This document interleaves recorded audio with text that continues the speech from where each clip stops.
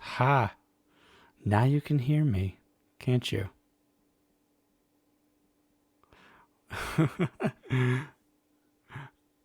uh, yes. The scuff, yes. Okay. So, yes, welcome to the stream. Now that you can hear me, uh, thank you all for coming. Um, like I said before, when I was muted, I'm really excited about this stream because it's my first affiliated stream on Twitch, so that's really exciting. Um, I don't. Uh, I think that we are going to have to do some like figuring out on how we want the ad rolls to go um,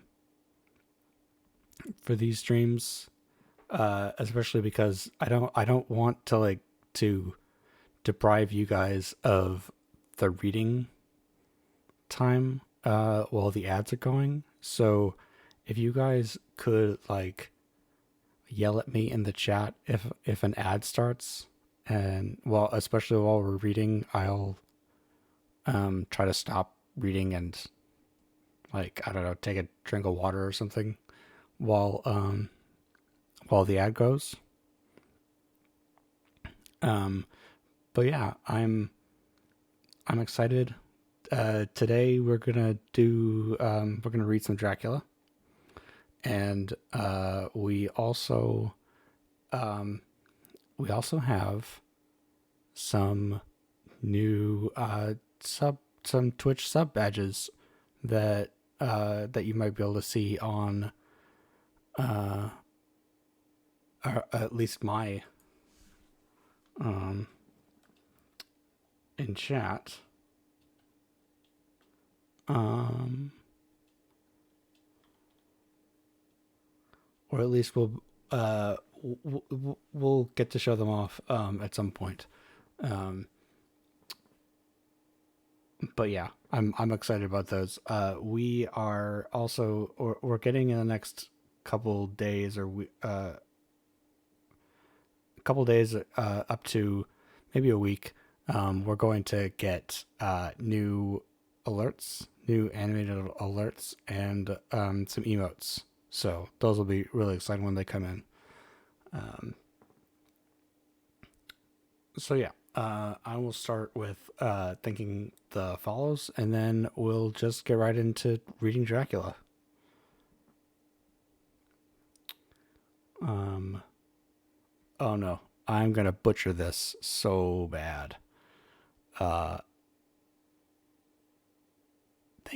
thank you, N8V nerd.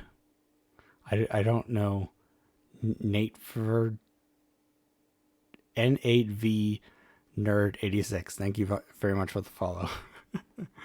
um, Librarian Keeper, thank you for the follow. Tara Faybell, thank you for the follow as well. And Jonas Drake, my mod, thank you for being uh, the first subscriber to the channel. Thank you very much. I appreciate that so very much. You didn't have to do that, and you did it anyway.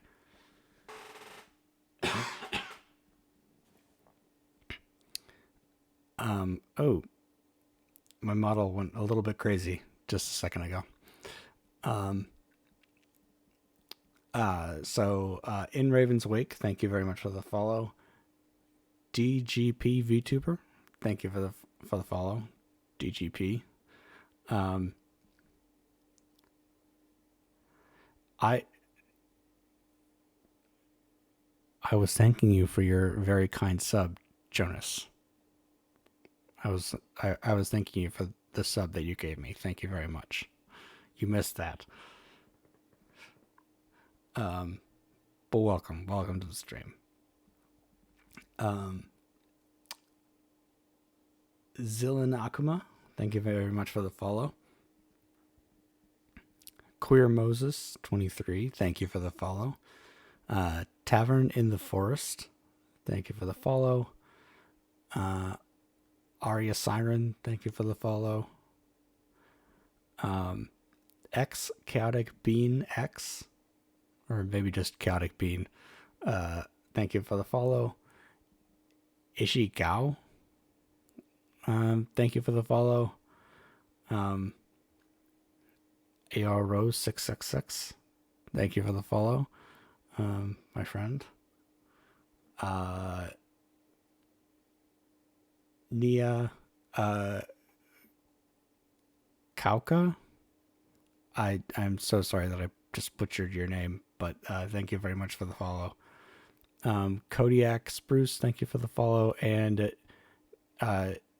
G Pox, thank you for the follow. Welcome to the library, everyone. Okay. So, let's start reading some Dracula, shall we?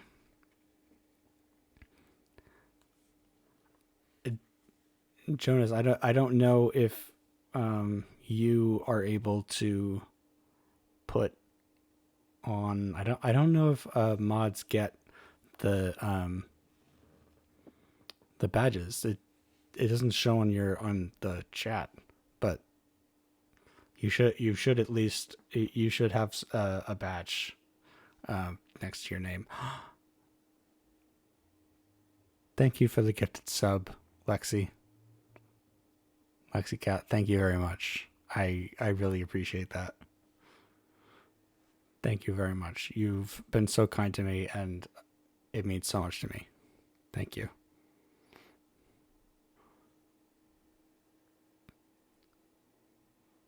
Oh, crap.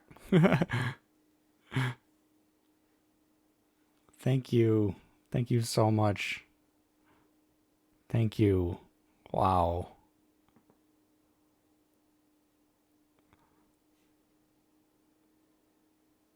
Thank you, Aeros. Thank you so much.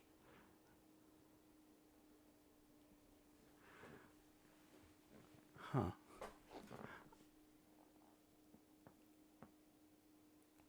I wonder why it's doing the subs one at a time instead of. Oh, I probably need to set up like a special alert for multiple subs. But yeah, thank you so much. That really means the world to me. Thank you.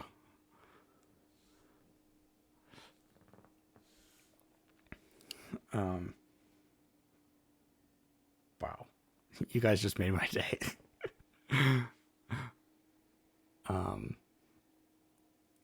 Okay, so we and a hype train. Thank you. Wow.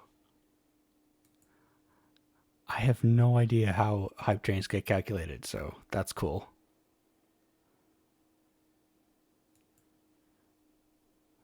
Okay. Let's start with the reading. So last time we got some glimpses of Lucy being very attracted to a very strange dark creature. And is it is that a critical role hype emote? Very nice. And and we are all very concerned about Lucy because she is having some trouble sleeping, and all of her friends are very scared for her. Yeah, it's the Ashley Ashley Johnson critical role hype emote. Yeah, I thought I recognized that face.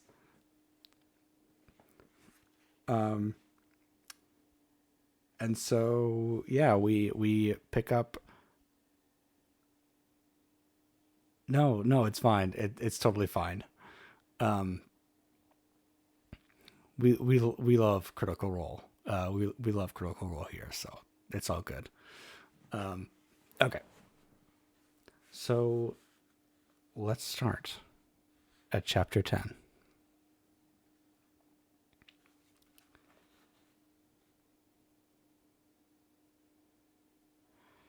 Chapter 10. Letter from Dr. Seward to the Honorable Arthur Holmwood. 6 September. My dear Art, my news today is not so good. Lucy this morning had gone back a bit. There is, however, one good thing which has arisen from it. Mrs. Westenra was naturally anxious concerning Lucy, and has consulted me professionally about her. I took advantage of the opportunity and told her that my old master, Van Helsing, the great specialist, was coming to stay with me, and that I would put her in his charge conjointly with myself. So now we can come and go without alarming her unduly, for a shock to her would mean sudden death, and this, in Lucy's weak condition, might be disastrous to her. We are hedged in with difficulties, all of us, my poor fellow, but please God, we shall come through them all right. If any need, I shall write, so that if you do not hear from me, take it for granted that I am simply waiting for news. In haste, yours ever, John Seward.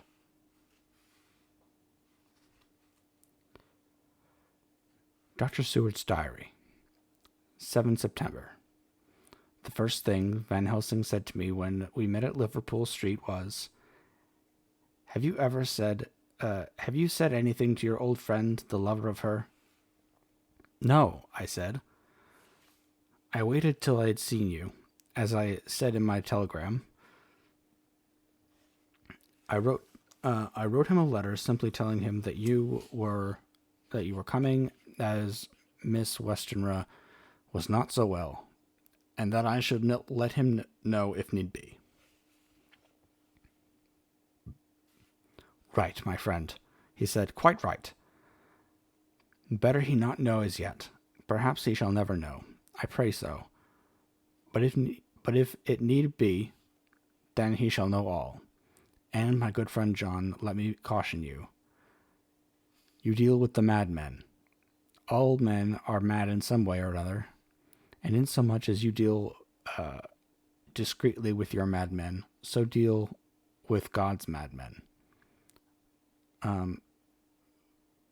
The rest of the world. You tell not your madmen what you do, nor why you do it.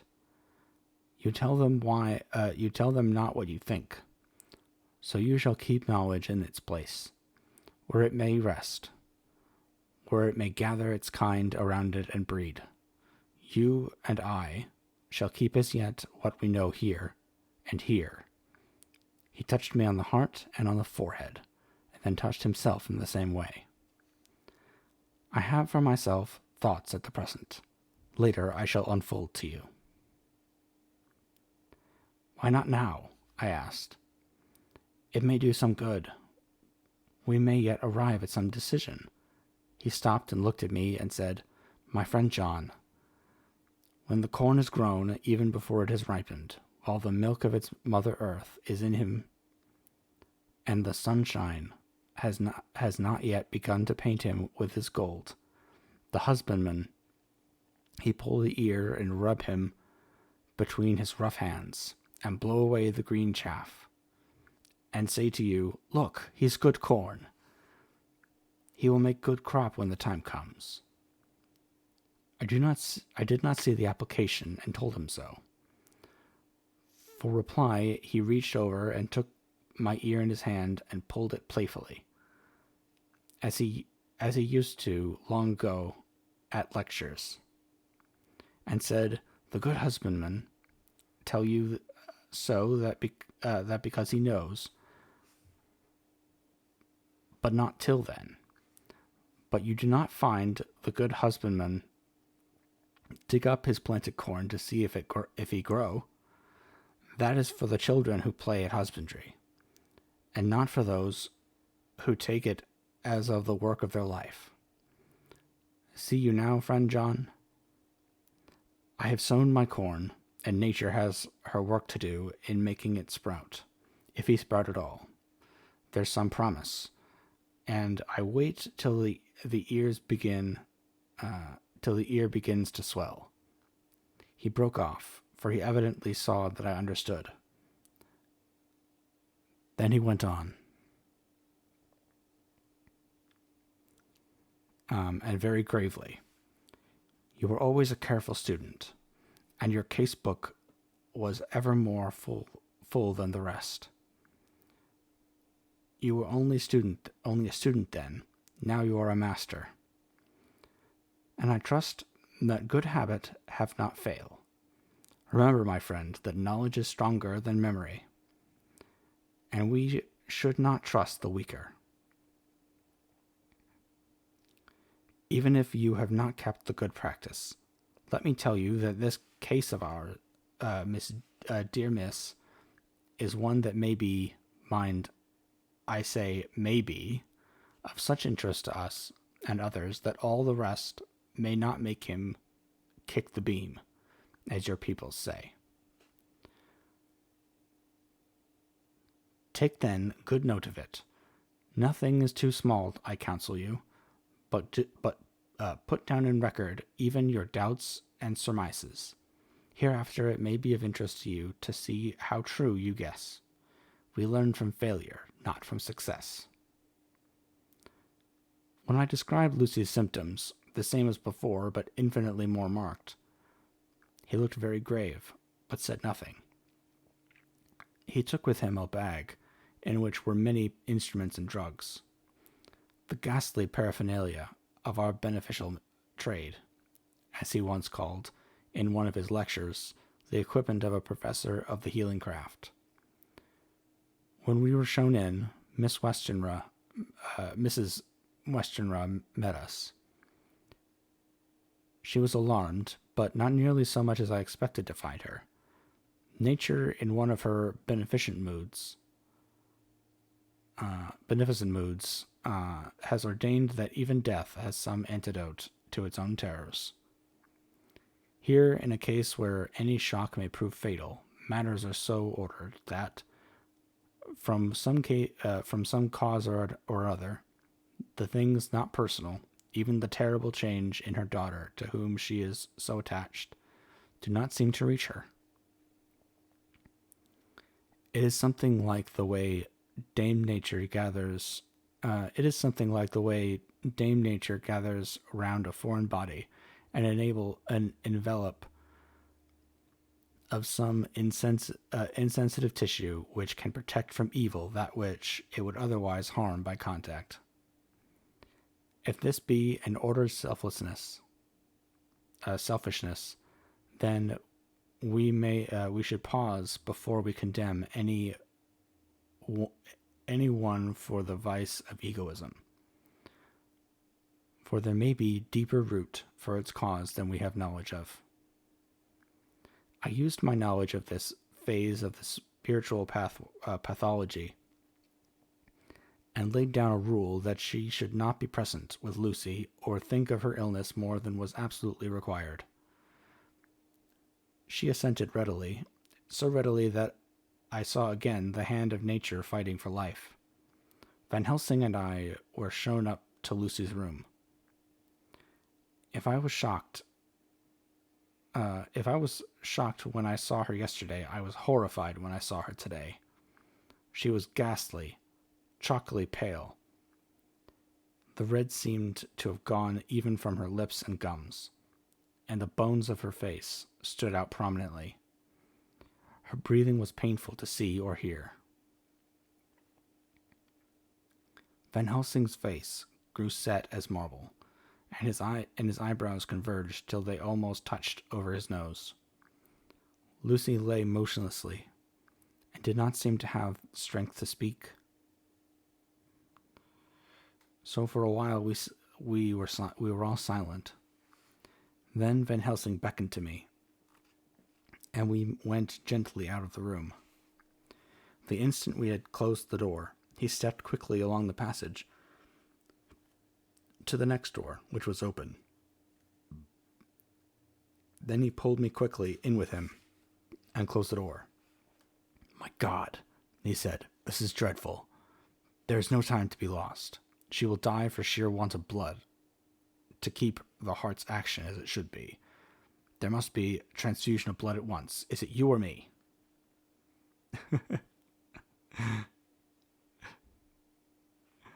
You're welcome, Sebi, for the ASMR. By the way, I cannot. Every time I think of every time I read the words Van Helsing, I keep thinking of Hugh Jackman. that movie is amazing in how bad it is. It's such a guilty pleasure of mine. Anyway.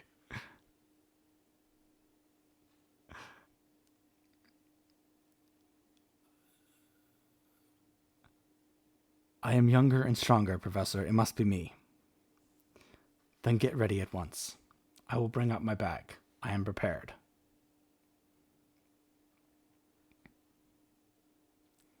I went downstairs with him, and as we were going, there was a knock at the hall door. When we reached the hall, the maid had just opened the door. "Oh, the social media links didn't work. Darn. Oh well."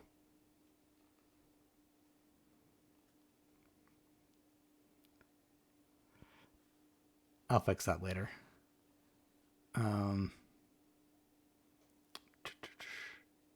The maid had just opened the door, and Arthur was stepping quickly in. He rushed up to me, saying in an eager whisper, "Jack, I was so anxious. I read between the lines of your letter and have been in agony. My dad was better, so I ran down here to see for myself. Is not that gentleman Dr. Van Helsing? I am so thankful to you, sir, for coming." Yeah, I haven't added any sounds yet, but I will be adding some sounds. I couldn't decide which ones I wanted in like the minutes before stream, but if you guys have any sounds that you want me to put in, you can just let me know and I'll try to put them in. No, you're fine. You're it's all good. I definitely do want to put some sounds in. So, if there are any sounds that you guys want me to put in, then don't hesitate to tell me. There are probably some that I don't really want. I don't really want putting in my ears, but well, we will try to accommodate.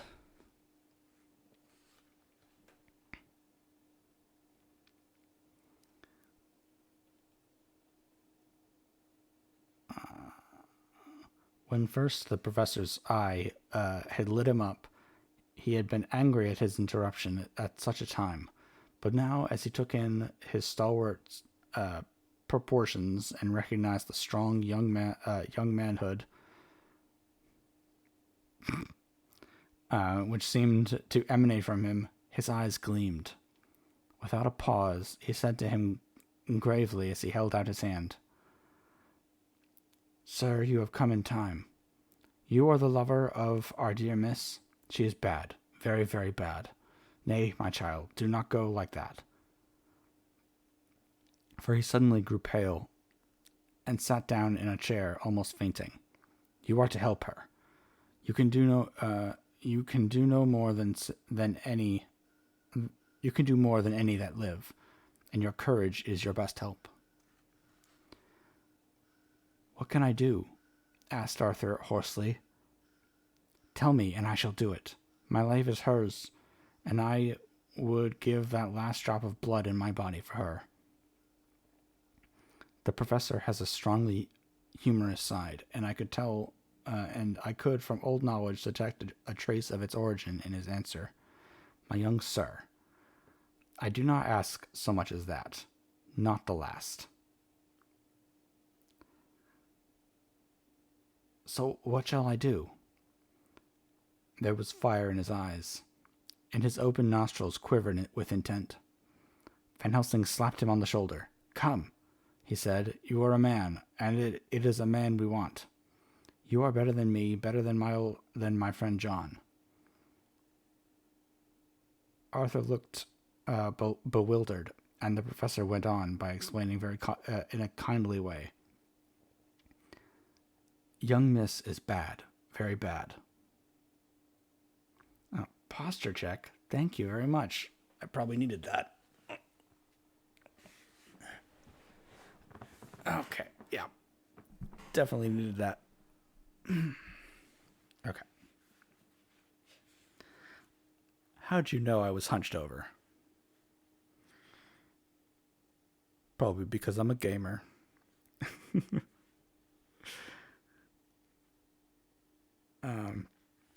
Young Miss is bad, very bad.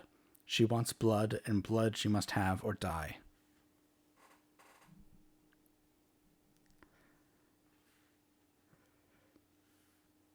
My friend John and I have consulted, and we are about to perform what we call a transfusion of blood, to transfer from full veins of one to the empty veins which pine for him. John was to give his blood, as he is more young and strong than me.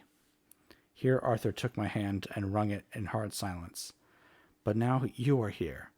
You are more good than us, old or young, who toil much in the world of thought. Our nerves are not so calm, and our blood not so bright than yours.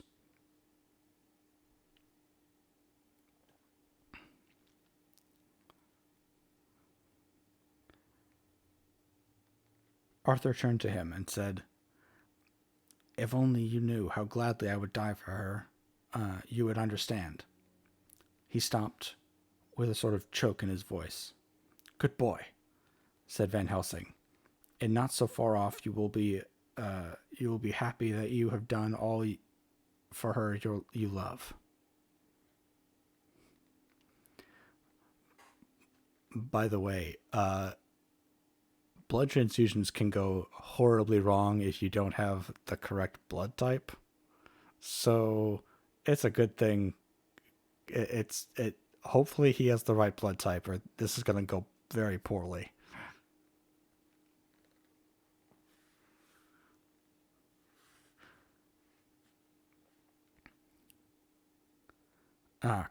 Come now, and be silent.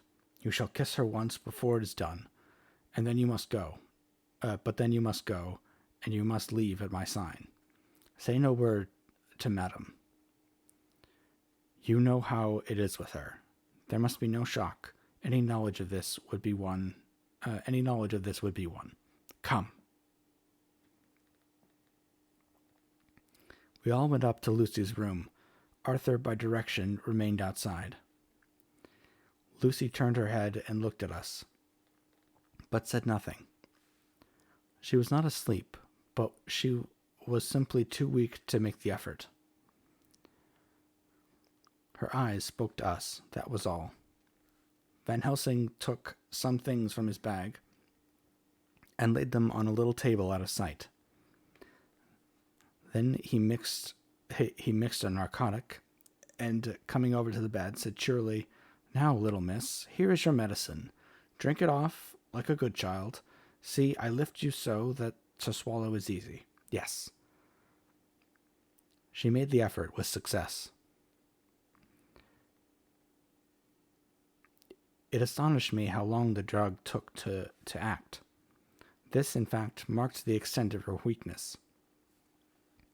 The time seemed endless until sleep began to flicker in her eyelids. At last, however, the narcotic began to manifest its potency, and she fell into a deep sleep. When the professor was satisfied, he called Arthur into the room and bade him strip off his coat. Then he added, "You may take that one little kiss while I bring over the table. Friend John, help to me." So neither of us looked while he bent over her. Van Helsing turned to me, said, "He is so young and strong and of blood so pure that we might not need to defibrillate it."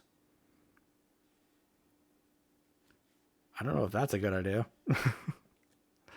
Then with swiftness, but with absolute method, Van Helsing performed the operation.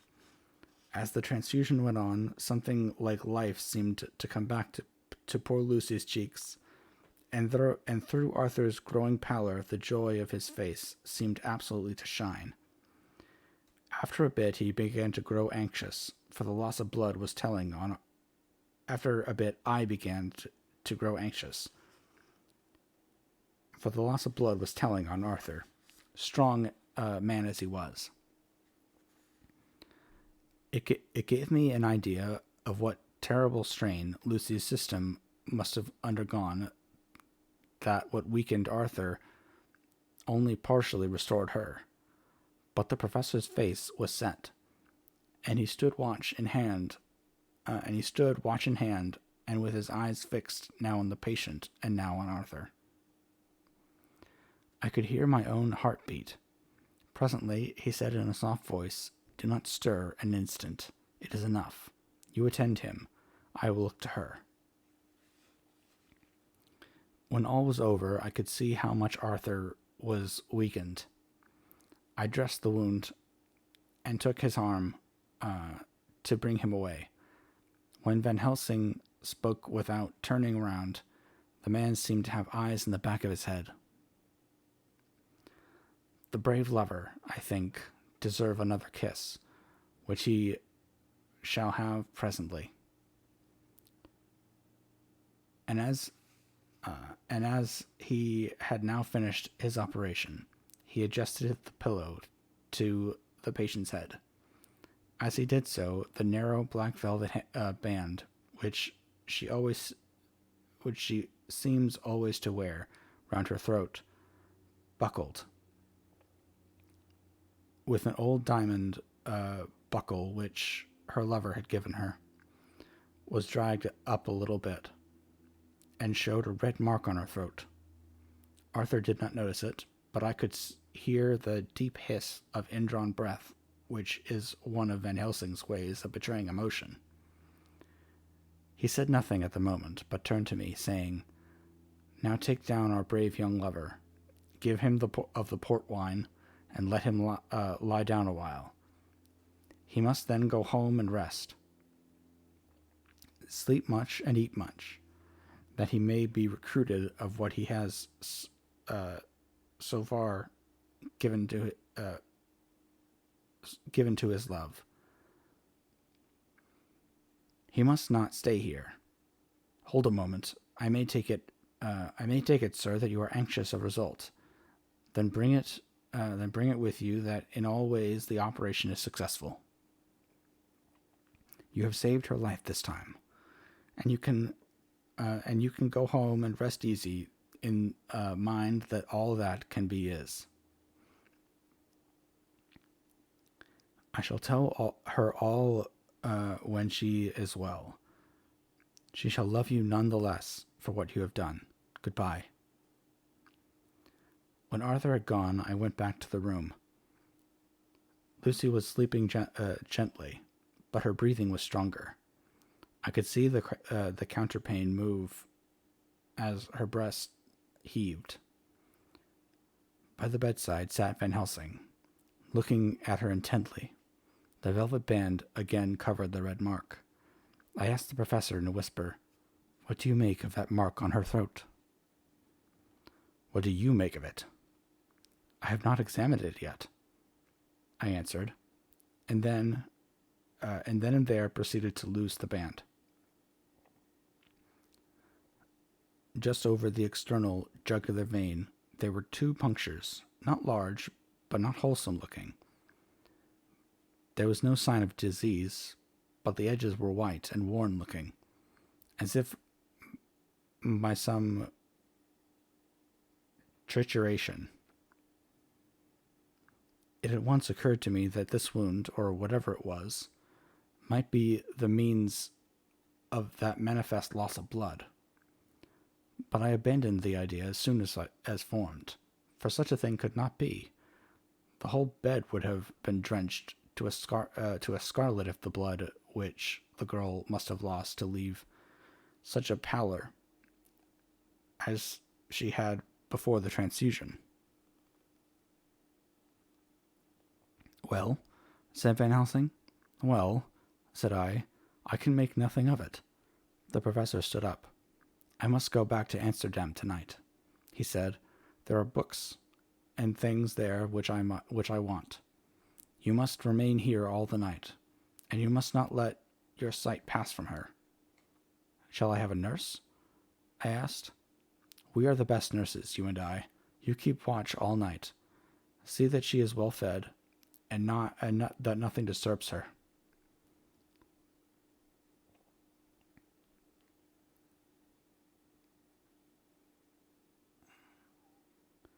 You must not sleep all the night. Later on we can sleep, you and I. I shall be back as soon as possible, and then we may begin." "May begin?" I said. "What on earth do you mean?" "We shall see," he answered, as he hurried out. He came back a moment later, and put his head inside the door, and said, with a warning finger held up, "Remember, she is your charge. If you leave her and harm befall, you shall not sleep easy hereafter." Dr. Stewart's diary continued. 8 September. I sat up all night with Lucy. The opiate worked itself off towards dusk, and she waked naturally. She looked a different being from what she had been before the operation. Her spirits were good, and she was full of a happy vivacity.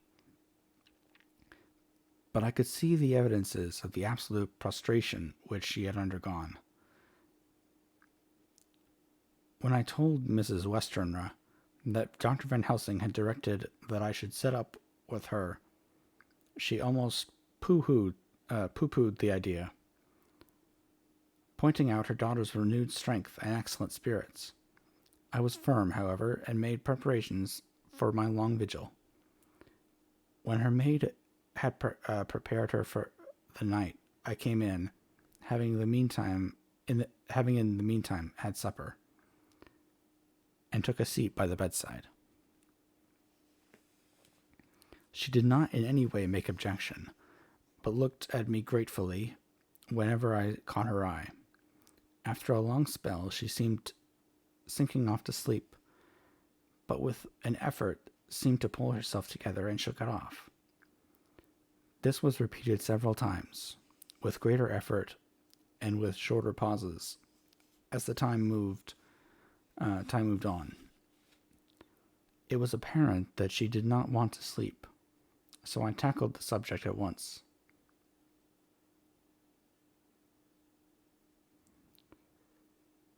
"You do not want to go to sleep?" "No, I am afraid." "Afraid to go to sleep? Why so? It is the boon that we all crave for." "Ah, not if you were like me. If sleep was to you a presage of horror." "What on earth do you mean?" "I don't know. Oh, I don't know. And that is what is so terrible. All this weakness comes to me in sleep, until I dread the very thought. But, my dear girl, you may sleep tonight. I am here watching you, and I can promise that nothing will happen." "Ah, I can trust you." I seized the opportunity and said, I promise that if I see any evidence of bad dreams, I will wake you at once." "You will? Oh, will you really? How good you are to me. Then I will sleep." And almost at the word, she gave a deep sigh of relief and sank back, asleep. All long night I watched her. She never stirred, but slept on and on in a deep, tranquil, life-giving, health-giving sleep.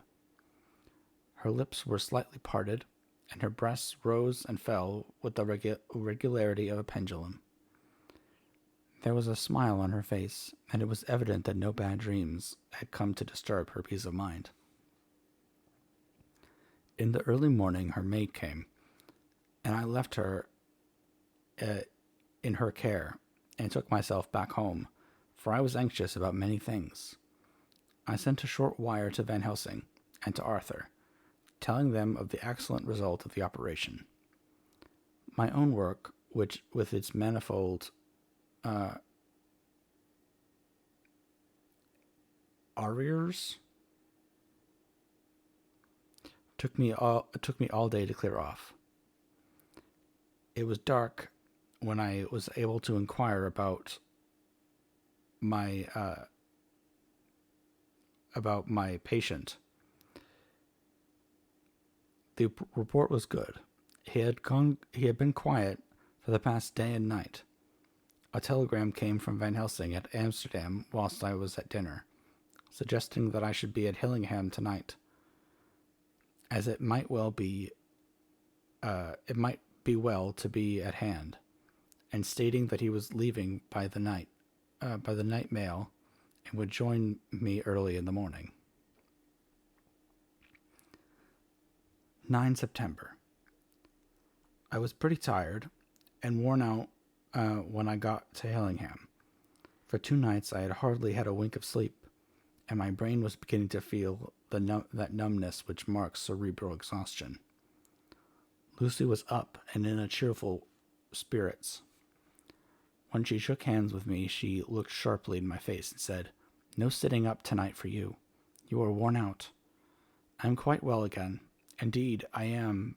And if there is to be any sitting up, it is I who will sit up with you."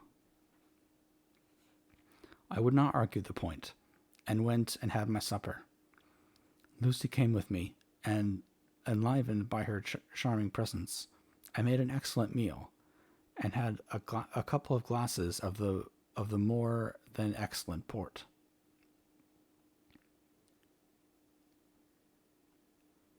So he got kind of buzzed. That's good.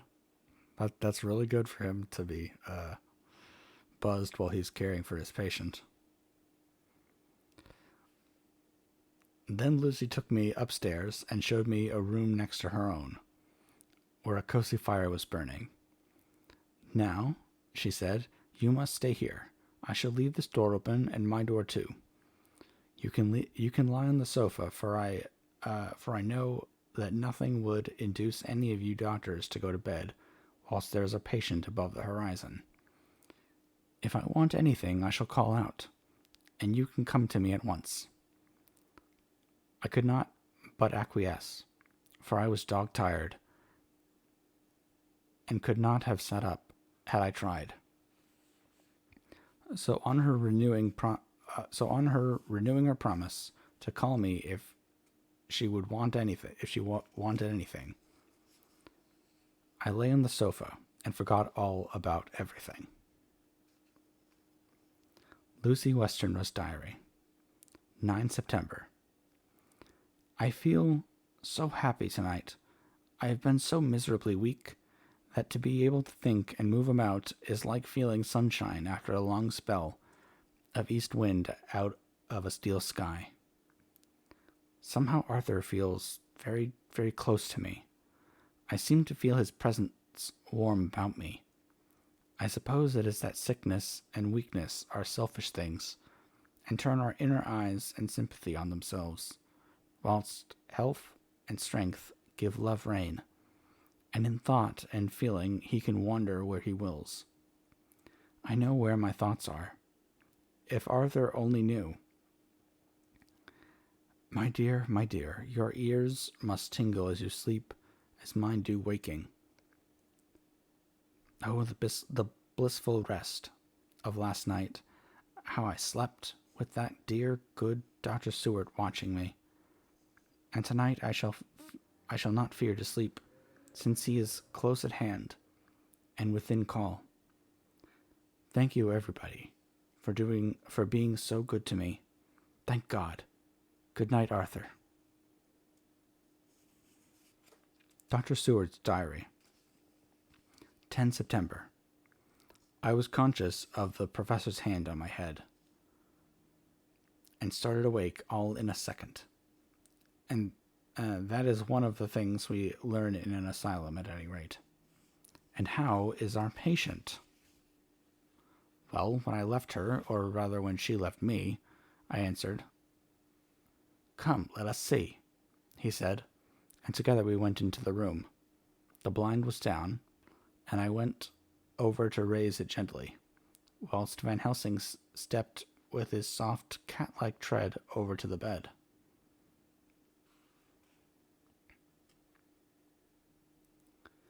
As I raised the blind, and the morning sunlight flooded the room, I heard the professor's low hiss of inspiration, and knowing its rarity, a deadly fear shot through my heart. As I passed over, he moved back, and his exclamation of horror, "Gott in Himmel!"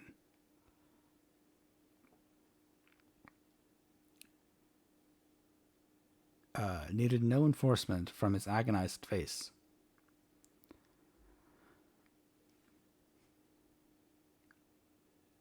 By the way, I am sorry to any Germans out there that I am going to butcher your language every time that Van Helsing speaks his native tongue.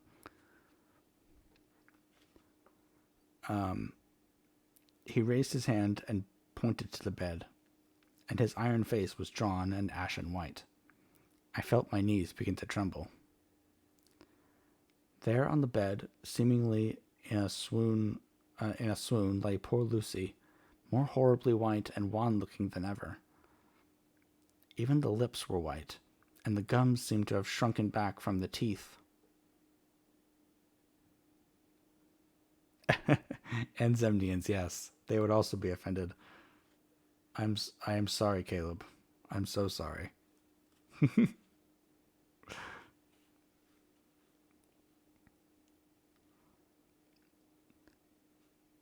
Even the lips were white, and the gums seemed to have shrunken back from the teeth, as we sometimes see in a corpse after a prolonged illness.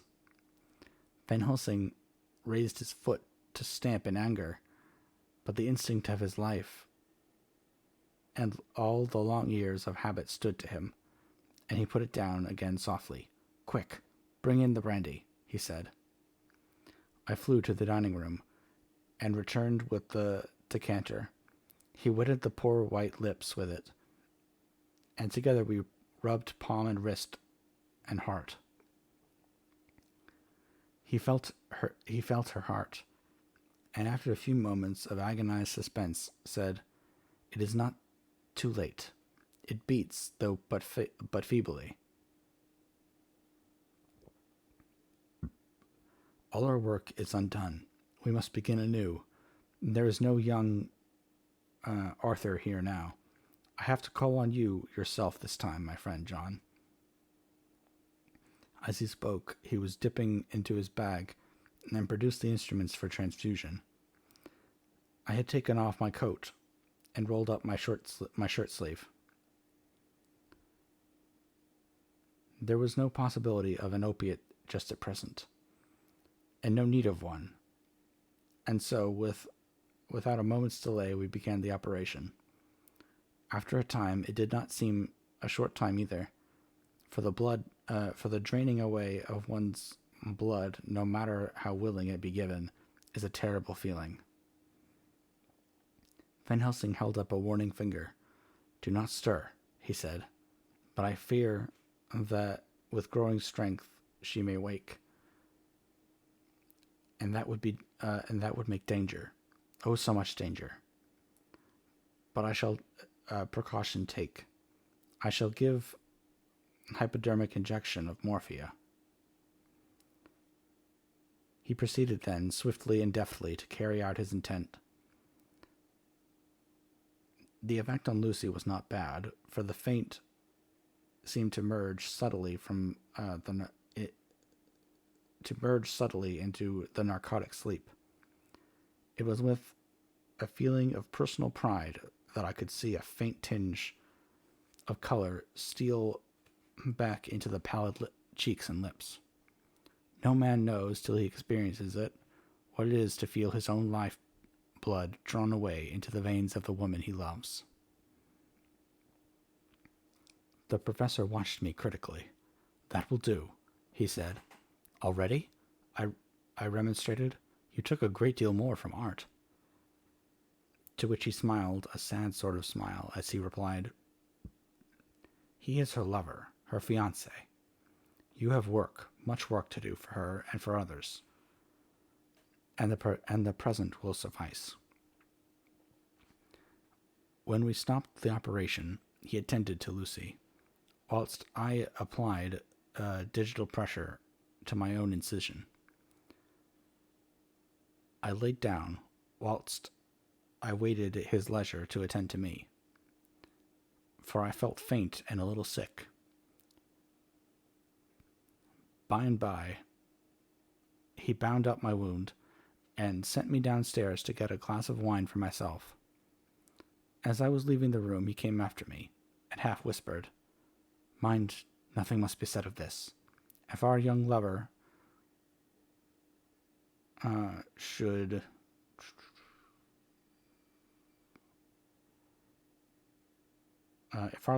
turn up unexpectedly as before, no word to him. It would at once frighten him and jealous him too. There must be none." When I came back, he looked at me carefully, then said, "You are not much the worse. Go into the room and lie on your sofa and rest a while. Then have much breakfast, and come here to me." I followed out his orders, for I knew how right and wise they were. I had done my part, and now my next duty was to keep up my strength.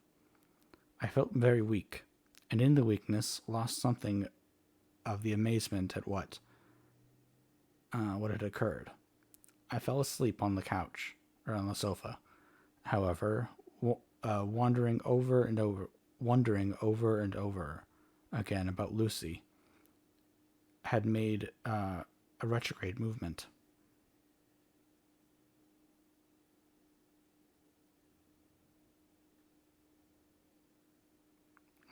Thanks, Jonas. Yeah, I don't know why the social media link thing isn't working. I'll fix it after the stream. Nightbot is being bad.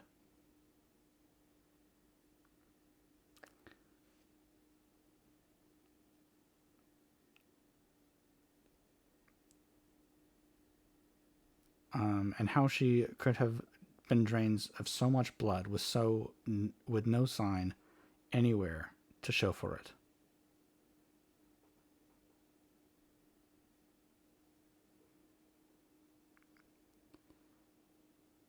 I think I must have continued my wonder in my dreams, for sleeping and waking, my thoughts always came back to the little punctures in her throat and the ragged, exhausted appearance of their edges, tiny though they were.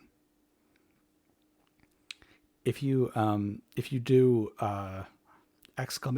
!Discord, it should also do the Discord link as well.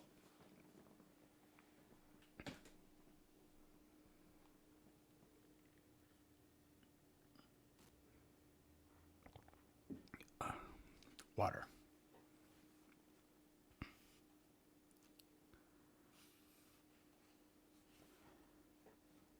Lucy slept well into the day, and when she woke,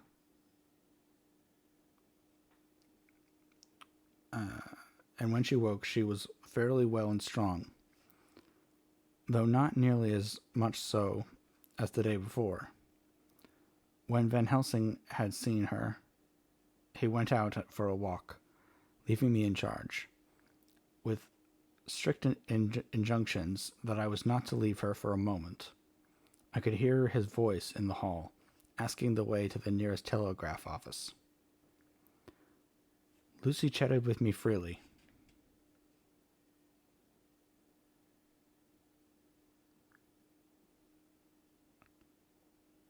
Oh no. Betrayal. Oh no. Nightbot. Lucy chatted with me freely and seemed quite unconscious that anything had happened. I tried to keep her amused and interested. When her mother came up to see her, she did not seem to notice any change whatever, but said to me gratefully, "We owe you so much, Dr. Seward, for all you have done. But you really must now take care not to overwork yourself. You are looking pale yourself. You want a wife to nurse and look after you a bit, that you do." As she spoke, Lucy turned crimson, though it was only momentarily, for her poor wasted veins could not stand for long such an unwanted drain to their head. The reach came in excessive pallor. The reaction came in excessive pallor as she turned imploring eyes on me. I smiled and nodded and laid my finger on my lips. With a sigh, she sank back amid her pillows. Van Helsing returned in a couple of hours, and presently said to me, "Now you go home, and eat much and drink enough. Make yourself strong. I stay here tonight, and I shall sit up with little miss myself. You and I must watch the case, and we must have none other to know. I have grave reasons. No, do not ask them. Think what you will. Do not fear to think even the most not probable. Good night." In the hall, two of the maids came to me and asked if they or either of them might not sit up with Miss Lucy. They implored me not to let them, and when I said it was Dr. Van Helsing's wish that either he or I should sit up, they asked me quite piteously to intercede with the foreign gentleman. I was much touched by their kindness. Oh, I think there's an ad going. I'm gonna just take a drink and stop for a second.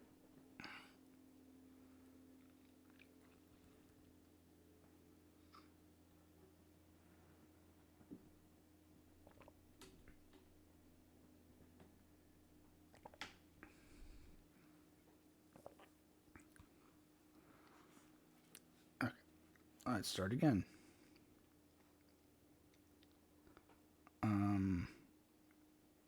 I was touched by their kindness. Perhaps it is because I am weak at present, and perhaps because it was on Lucy's account that their devotion was manifested. For over and over again I have seen similar instances of women's kindness. I got back in here in time for a late dinner, went my rounds all well, and set this down whilst waiting for sleep. It is coming.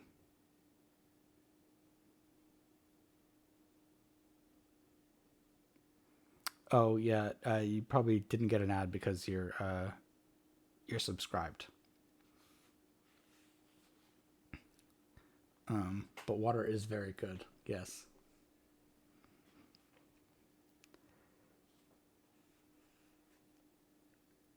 11 September. This afternoon I went over to Hillingham, found Van Helsing in excellent spirits and Lucy much better. Shortly after I had arrived, a big parcel from abroad came for the professor. He opened it with much impressment, assumed, of course, and showed a great bundle of white flowers. "These are for you, Miss Lucy," he said. "For me?" For me? Oh, Dr. Van Helsing. Yes, my dear, but not for you to play with. These are medicines. Here Lucy made a wry face. Nay, but they are not to take in a decoction or in a nauseous form. So you need not snub that so charming nose. Or I shall point out to my friend Arthur what woes he may have to endure in seeing so much beauty that he so loves so much distort. Aha, my pretty miss, that bring the so nice nose all straight again. This is medicinal, but you do not know how. I put him in your window. I make a pretty wreath and hang him round your neck so that you sleep well. Oh yes, they, like the lotus flower, make your trouble forgotten. It smell like the waters of Lethe, and of that fountain of youth that conquistadors sought in the Floridas, and find him all too late. Whilst he was speaking, Lucy had been examining the flowers and smelling them. Now she threw them down, saying with half laughter, half disgust, "Oh, Professor, I believe you are only putting up a joke on me. Why, these flowers are only common garlic."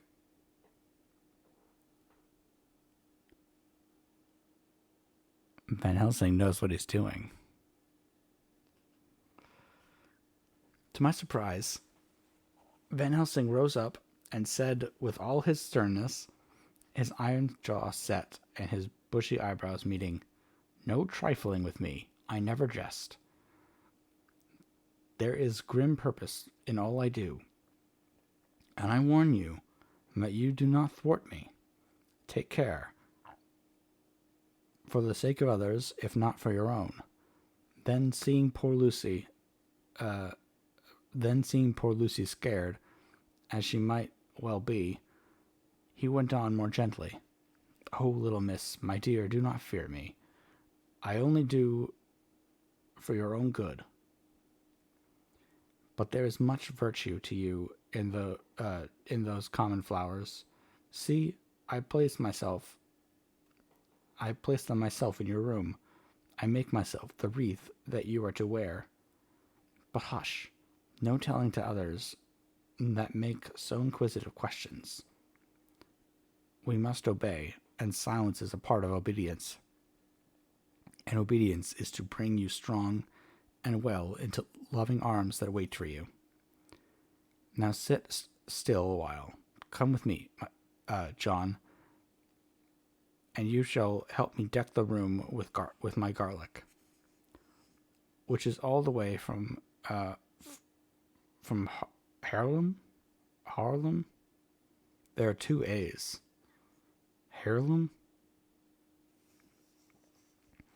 where my friend Vanderpool raised herb in his glass houses all year. I had to telegraph yesterday, or they would not have been here.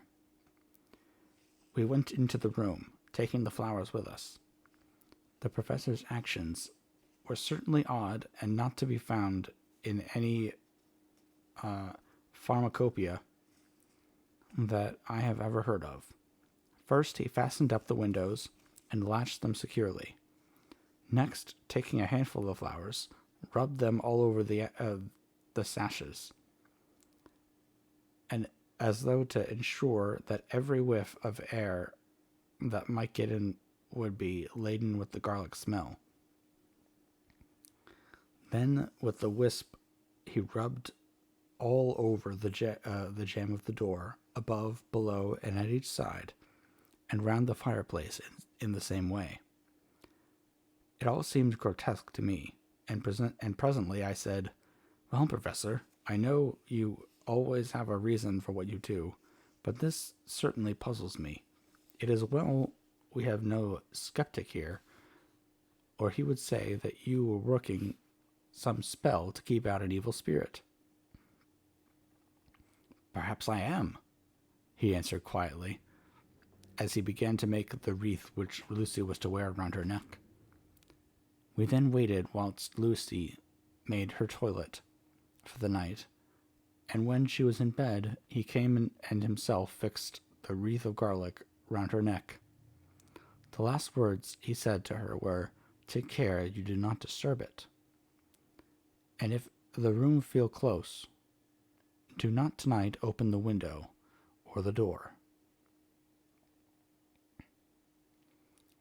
"I promise," said Lucy. "And thank you both 1,000 times for all your kindness to me.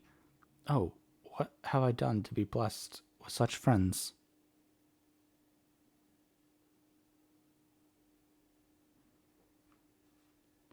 As we left the house in my fly, which was waiting, Van Helsing said, "Tonight I can sleep in peace, and sleep I want. 2 nights of travel, much reading in the day between, and much anxiety on the day to follow, and a night to sit up without to wink. Tomorrow in the morning early call for me, and we come together to see our pretty miss, so much more strong for my spell which I have work. Ho, ho." He seemed so confident that I, remembering my own confidence 2 nights before, and with the baneful result, felt awe and vague terror. It must have been my weakness that made me hesitate to tell it to my friend, but I felt it all the more, like unshed tears.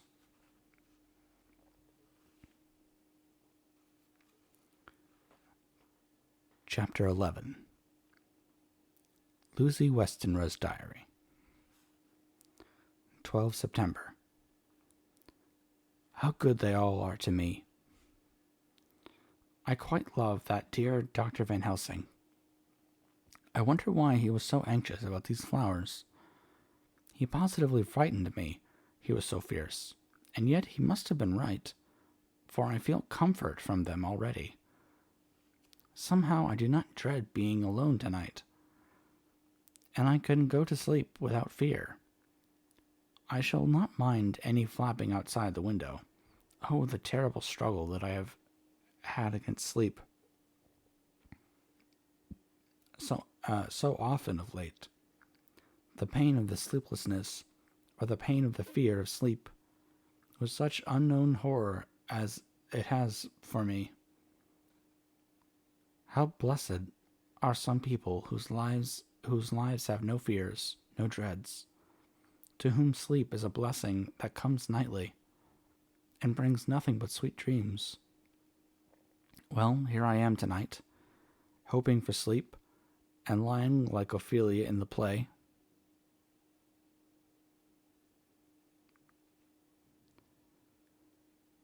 With virgin grants and maiden instruments. I never liked garlic, but tonight it is delightful. There is peace in its smell. I feel sleep coming already. Good night, everybody. Dr. Seward's Diary. 13 September. Called at the Berkeley and found Van Helsing, as usual, up to time. The carriage ordered from the hotel was waiting.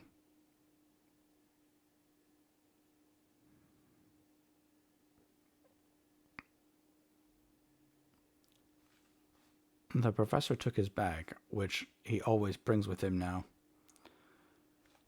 Let all be put down exactly.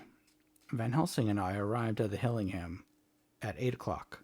It was a lovely morning, the bright sunshine and all the fresh feeling of early autumn seemed like the completion of nature's annual work. The leaves were turning to all kind of beautiful colors, but had not yet begun to drop from the trees.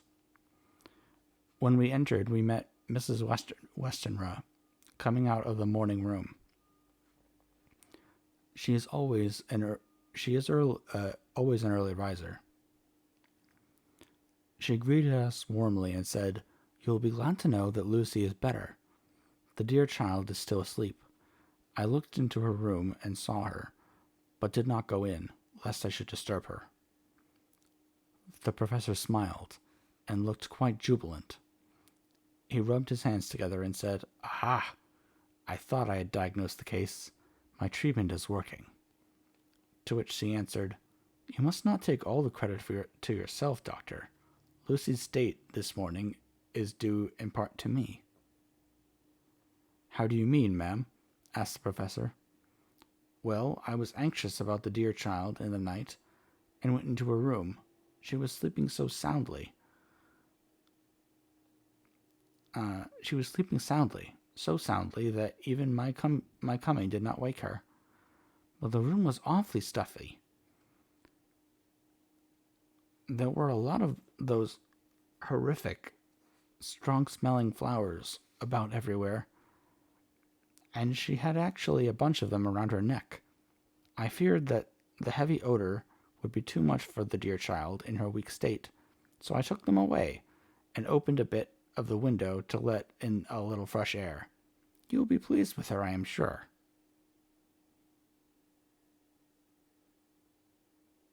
"Oh no, that's not good."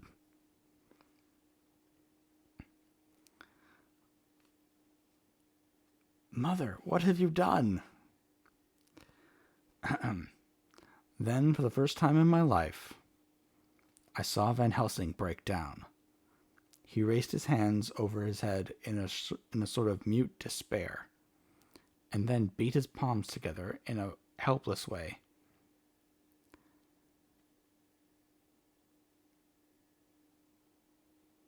Finally, he sat down on a chair and, putting his hands before his face, began to sob, with loud, dry sobs that seemed to come from the very racking of his heart. Then he raised his arms again, and, as though appealing to the whole universe, "God, God, God," he said, "what have we done? What has this poor thing done, that we are so sore beset? Is there fate amongst us still, sent down from the pagan world of old, that such things must be, and in such way? This poor mother, all unknowing, and all for the best as she think, does such a thing as lose her daughter, body and soul. And we must not tell her. We must not even warn her, or she'd die, and then both die. Oh, how we are beset! How are the powers of the devils come against us?" Suddenly he jumped to his feet. "Come," he said. "Come, we must see and act. Devils or no devils." Oh, thank you, Tavern in the Forest, for the Hydrate Redeem. That's a great idea.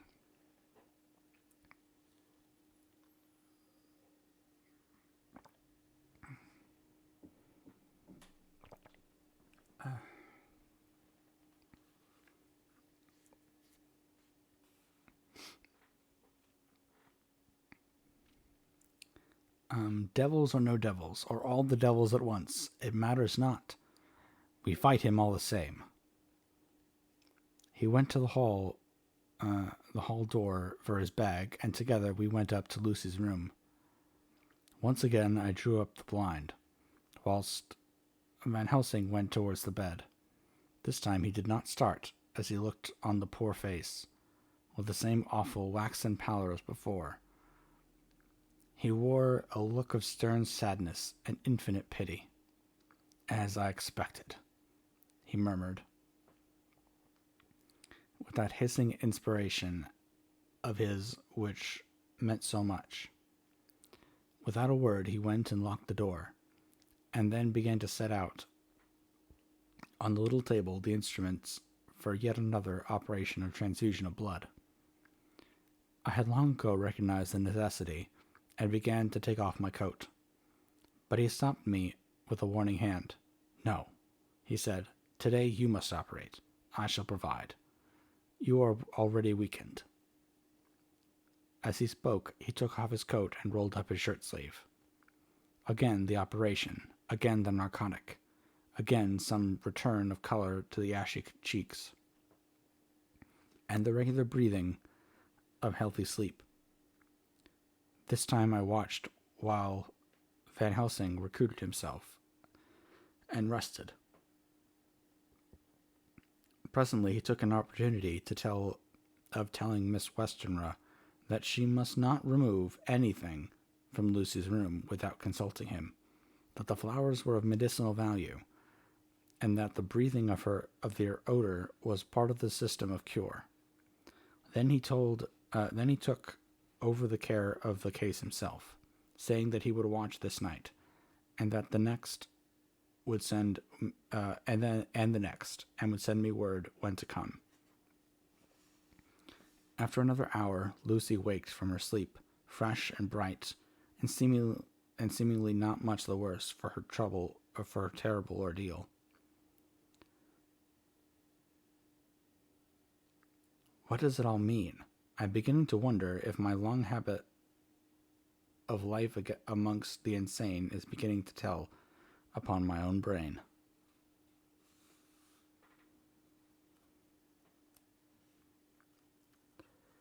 Lucy Westenra's diary. 17 September. 4 doors and 7 years ago. No. 4 days and nights of peace. I am getting so strong again that I hardly know myself. It is as if I had passed through some long nightmare and had just awakened to see the beautiful sunshine and feel the fresh air of the morning around me. I have dim half remembrance of long, anxious times of waiting and fearing, darkness in which there was not even the pain of hope to make present distress more poignant, and then long spells of oblivion, and the rising back to life as a diver coming up from through a great press of water. Since, however, Dr. Van Helsing has been with me, all this bad dreaming seems to have passed away. The noises that used to frighten me out of my wits, the flapping against the windows, the distant voices which seemed so close to me, the harsh sounds that came from I know not where, and commanded me to do I know not what, have all ceased. I go to bed now without any fear of sleep. I do not even try to keep awake. I have grown quite fond of the garlic, and a boxful arrives for me every day from Haarlem. Tonight, Dr. Van Helsing is going away, as he has to be for a day in Amsterdam. But I need not be watched. I am well enough to be left alone. Thank God for my mother's sake, and dear Arthur's, and for all our friends who have been so kind. I shall not even feel the change, for last night Dr. Van Helsing slept in his chair a lot of the time. I found him asleep twice when I awoke, but I did not fear to go to sleep again, although the boughs or bats or something flapped almost angrily against the window panes.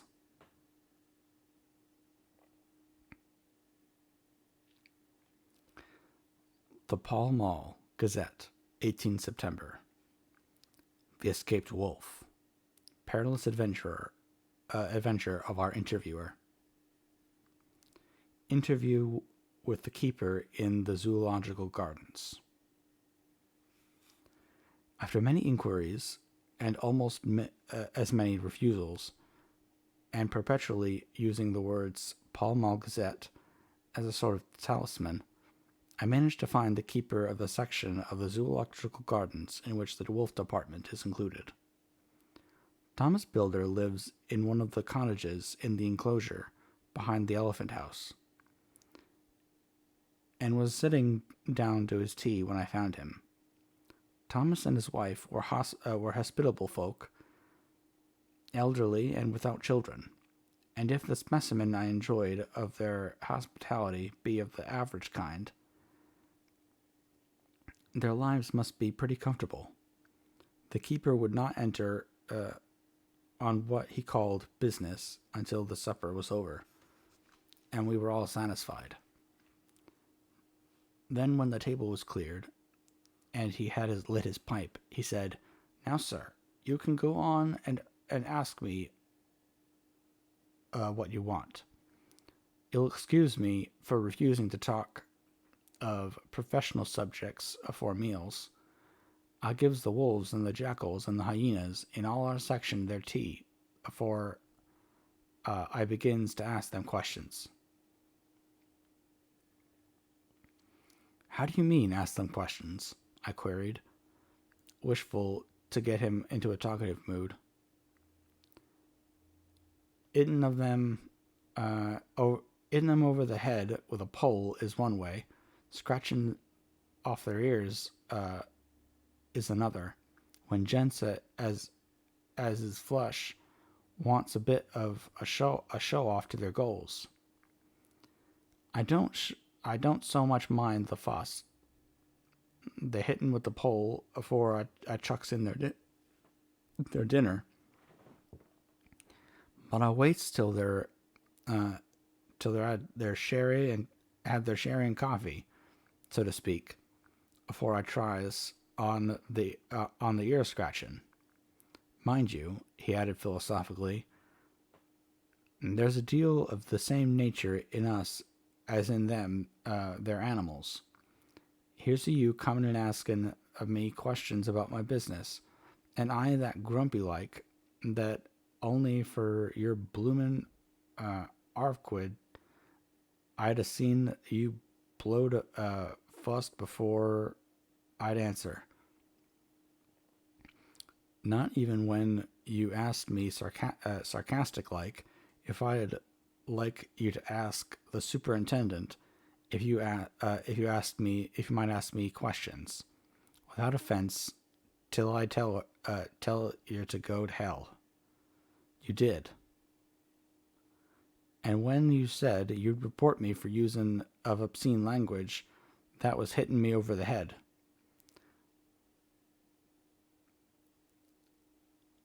I weren't a-going to fight, so I waited for the food, and did with my howl as the wolves and lions and tiger does.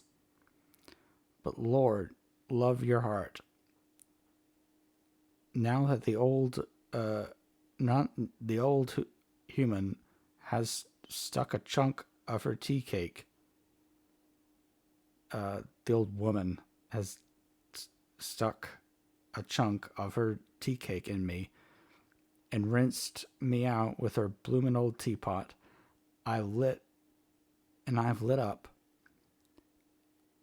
You may scratch my ears for all you're worth, and you won't get even a growl out of me. Drive along with your questions. I know you're a comin' at that escaped wolf."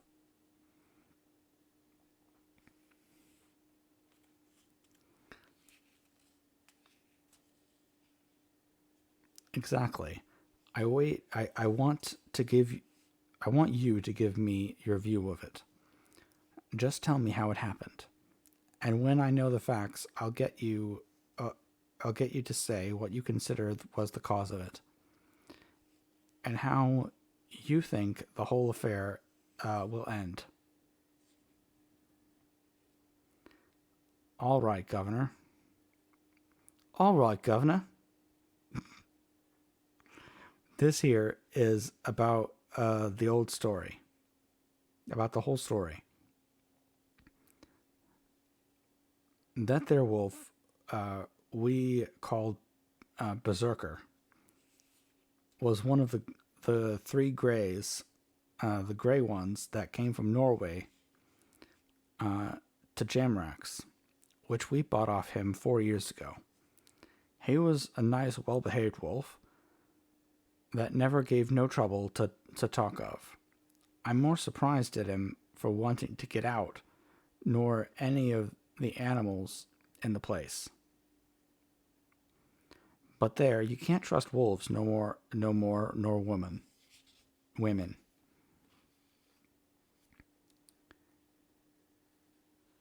Don't you mind him, sir, broke in Mrs. Tom, with a cheery laugh.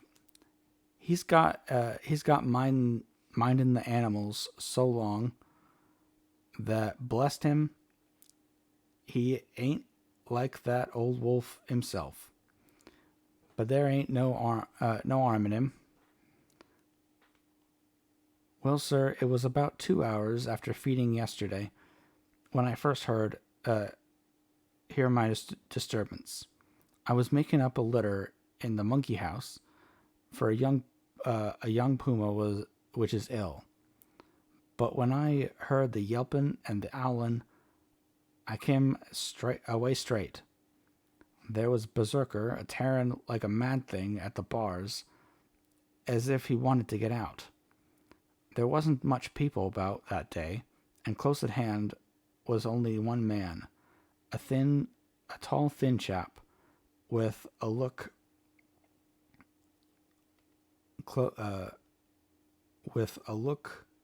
hooked nose and a pointed beard, with a few white hairs running through it. He had a hard, cold look and red eyes. I took a sort of mislike to him, for it seemed as if it was him as they were irritated at. He had white kid gloves on his hands, and he pointed out the animals to me and says, "Keeper, these wolves seem upset at something." "Maybe it's you," says I. And I did not like the airs as he give himself. He didn't get angry, as I hoped he would, but he smiled a kind of insolent smile, with a mouth full of white sharp teeth. "Oh no, they wouldn't like me," he says. "Oh yes, they would," says I, imitating of him.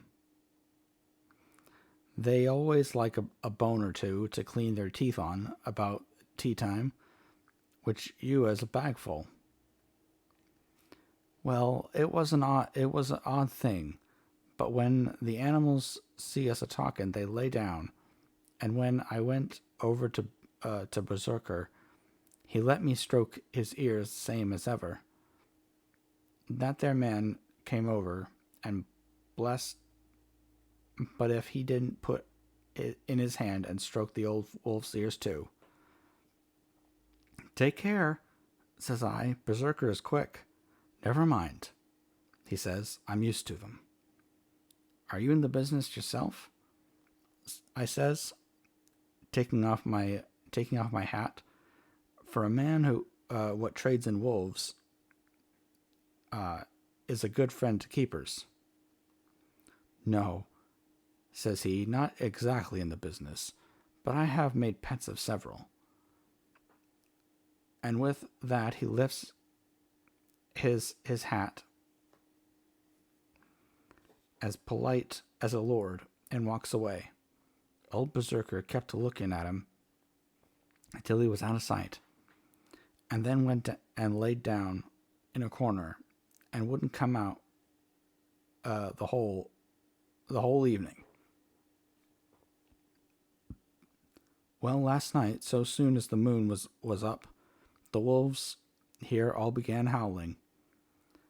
There weren't nothing for them to howl at. There weren't no one near, except someone that was evidently a calling a dog, somewheres out back of the gardings in the park road. Once or twice I went out to see that was all right. that all was right, and it was, and then the howling stopped. Just before 12 o'clock, I just took a look around before turning in, and bust me, but when I came off opposite to old Berserker's cage, I see the rails broken and twisted about and the cage empty. And that's all I know for certain. Did anyone else see anything? One of our gardeners was a coming home about that time from an armory when he says a big gray dog coming out through the garden edges. At last, so he says. At least, so he says. But I don't give much for it myself. For if he did, never said a word. He never said a word about it to his missus when he got home. And it was only after the escape of the wolf was made known, and we had been up all night hunting in the park for Berserker, that he remembered seeing anything. My own belief was that the harmony had got into his head. Now, Mr. Builder, can you account in any way for the escape of the wolf? Well, sir, he said with a suspicious sort of modesty, I think I can, but I don't know as how you'd be satisfied with the theory. Certainly I shall, if a man like you, who knows the animals from experience, can't hazard a good guess. At any rate, who is even to try? Well then, sir, I accounts for it this way. It seems to me that their wolf escaped simply because he wanted to get out. From the hearty way that both Thomas and his wife laughed at the joke, I could see that it had done service before, and that the whole explanation was simply an elaborate sell. I couldn't cope in badinage with the worthy Thomas, but I thought I knew a surer way to his heart, so I said, Now, Mr. Builder, we'll consider that first half sovereign worked off. And this brother of his is waiting to claim what you've told me, what you think will happen. Right you are, sir, he said briskly.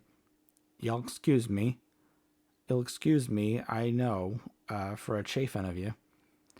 But the old woman here winked at me, which was as much as telling me to go on. Well, I never, said the old lady. My opinion is this, that their wolf is a hiding of somewheres.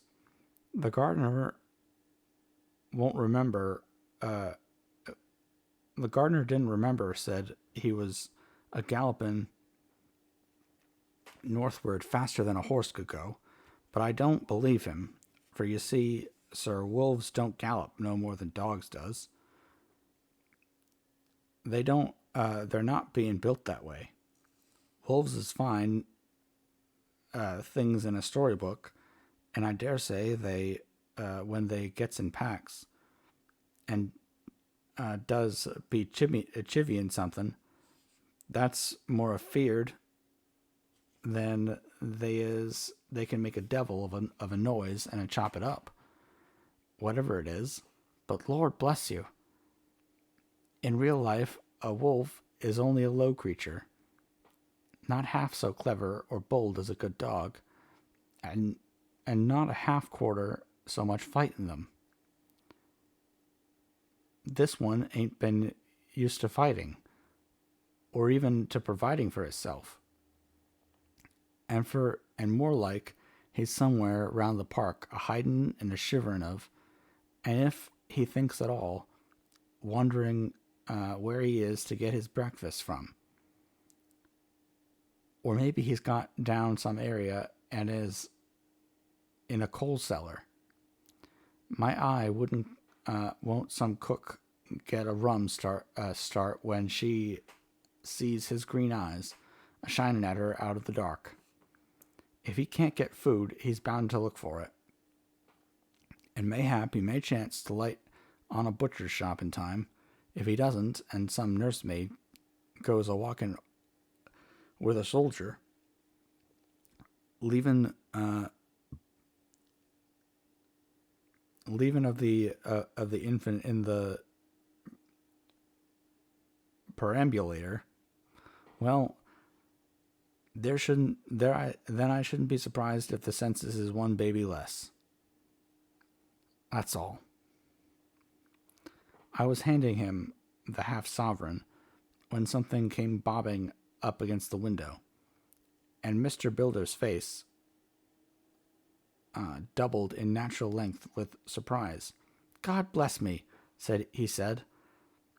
"If there ain't old Berserk come back by itself." He went to the door and opened it. A most unnecessary proceeding, it seemed to me. I have always thought that a wild animal never looks so well as when some obstacle of pronounced durability is between us. A personal experience has intensified rather than diminished that idea. After all, however, there is nothing like custom, for neither Builder nor his wife thought any more of the wolf than I should of a dog. The animal itself was as peaceful and well-behaved as that father of all picture wolves, Red Riding Hood's friend, whilst moving her confidence in masquerade. The whole scene was an unutterable mixture of comedy and pathos. The wicked wolf that for half a day had paralyzed London and set all the children in the town shivering in their shoes was there in a sort of penitent mood, and was received and petted like a sort of vulpine prodigal son. Old Builder examined him all over with most tender solicitude, and when he finished with his penitent, said, "There, I knew the old poor chap would get into some kind of trouble. Didn't I say it all along?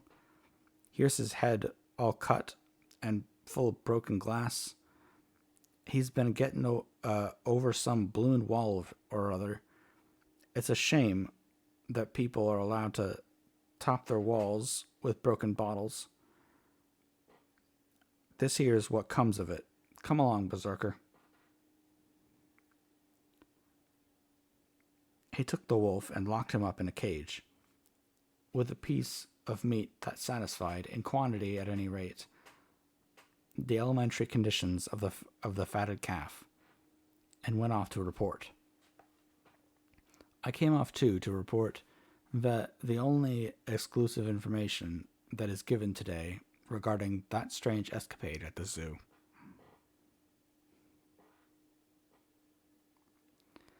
Dr. Seward's Diary. 17 September. I was engaged after dinner in my study posting up my books, which, through press of other work and the many visits to Lucy, had fallen sadly into arrear. Suddenly the door burst open, and in rushed my patient, with his face distorted with passion. I was thunderstruck, for such a thing as a patient getting of his own accord into the superintendent's study is almost unknown. Without an instant's pause, he made straight at me. He had a dinner knife in his hand, and as I saw he was dangerous, I tried to keep the table between us. He was too quick and too strong for me, however, for before I could get my balance, he had struck at me and cut my left wrist rather severely. Before he could strike again, however, I got in my right, and he was sprawling on his back on the floor. My wrist bled freely, and quite a little pool trickled onto the carpet. I saw that my friend was not intent on further effort, and occupied myself binding up my wrist, keeping a wary eye on the prostrate figure all the time. When the attendants rushed in, and we turned our attention to him, his employment positively sickened me. He was lying on his belly on the floor, licking up, like a dog, the blood which had fallen from my wounded wrist. Blech.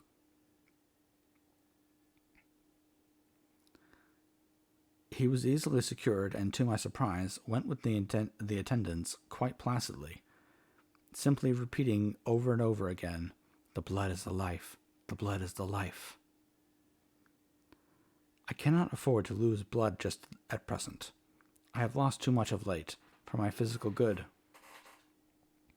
and the prolonged strain of Lucy's illness and its terrible phases is telling on me. I am overexcited and weary, and I need rest, rest, rest. Happily, Van Helsing has not summoned me, so I need not forego my sleep. Tonight I will not well do without it.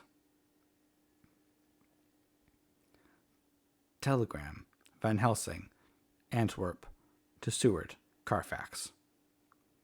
Sent to Carfax, Sussex, as no county given, delivered late by 22 hours. 17 September. Do not fail to be at Hillingham tonight.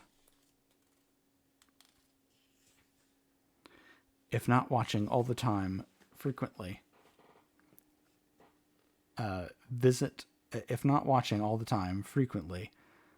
visit and see that the flowers are as placed.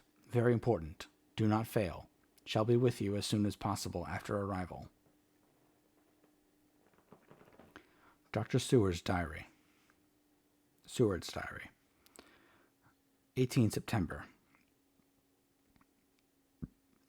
Just off for a train to London. The arrival of Van Helsing's telegram filled me with dismay. A whole night lost, and I know by bitter experience what may happen in a night. Of course, it is possible that all may be well, but what may have happened? Surely there is some terrible doom hanging over us, that every possible accident should thwart us in all we try to do. I shall take this cylinder with me, and then I can complete my entry on Lucy's phonograph. Memorandum left by Lucy Westenra. 17 September, night. I write this and leave it to be seen, so that no one may by any chance get into trouble through me. This is an exact record of what took place tonight. I feel I am dying of weakness, and have barely strength to write. But it must be done if I die in the doing. I went to bed as usual, taking care that the flowers were placed as Dr. Van Helsing directed, and soon fell asleep. I was waked by the flapping at the window, which had begun after the sleepwalking on the cliff at Whitby when Mina saved me, and which now I know so well.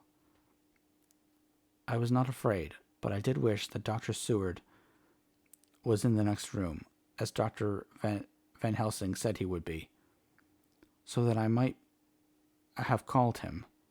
I tried to go to sleep, but could not. Then there came to me an old fear of sleep, and I determined to keep awake.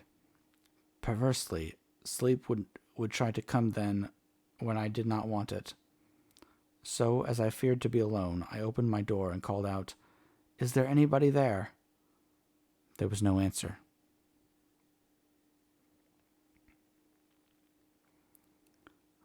I was afraid to wake Mother, and so closed my door again. Then outside in the shrubbery, I heard the sort of howl like a wolf, like a dog's, but more fierce and deeper.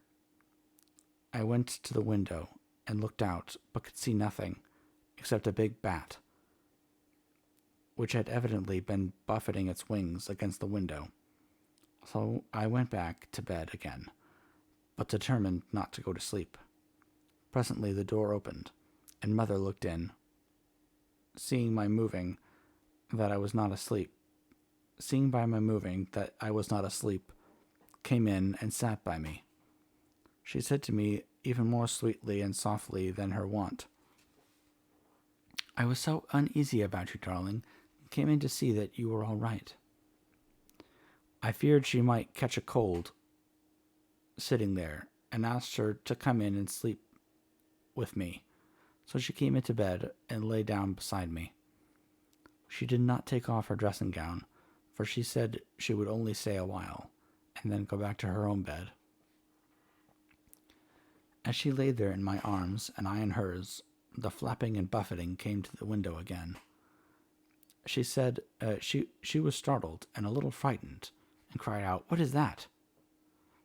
I tried to pacify her, and at last succeeded, and she lay quiet.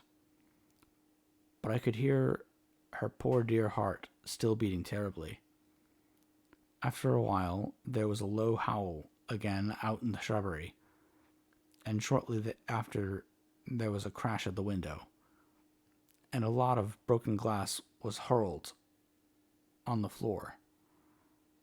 The window blind blew back with the window that rushed in, and in the aperture of the broken panes there was a head of a great gaunt grey wolf. Mother cried out in fright, and she struggled up into a sitting posture, and clutched wildly at anything that would help her. Amongst other things, she clutched the wreath of flowers that Dr. Van Helsing insisted on me wearing around my neck, and tore it away from me. For a second or two she sat up, pointing at the wolf, and there was a strange and horrible gurgling in her throat. Then she fell over, as if struck with lightning, and her head hit my forehead, and made me dizzy for a moment or two. The room and all around seemed to spin around.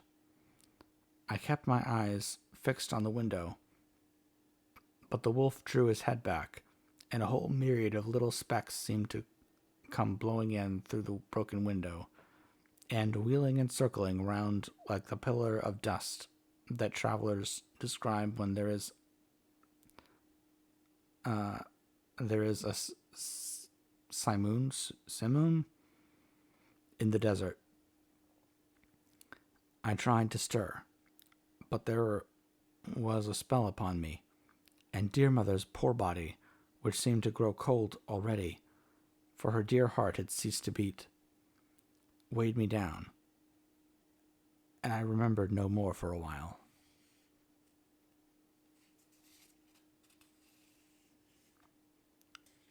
Poor Mama.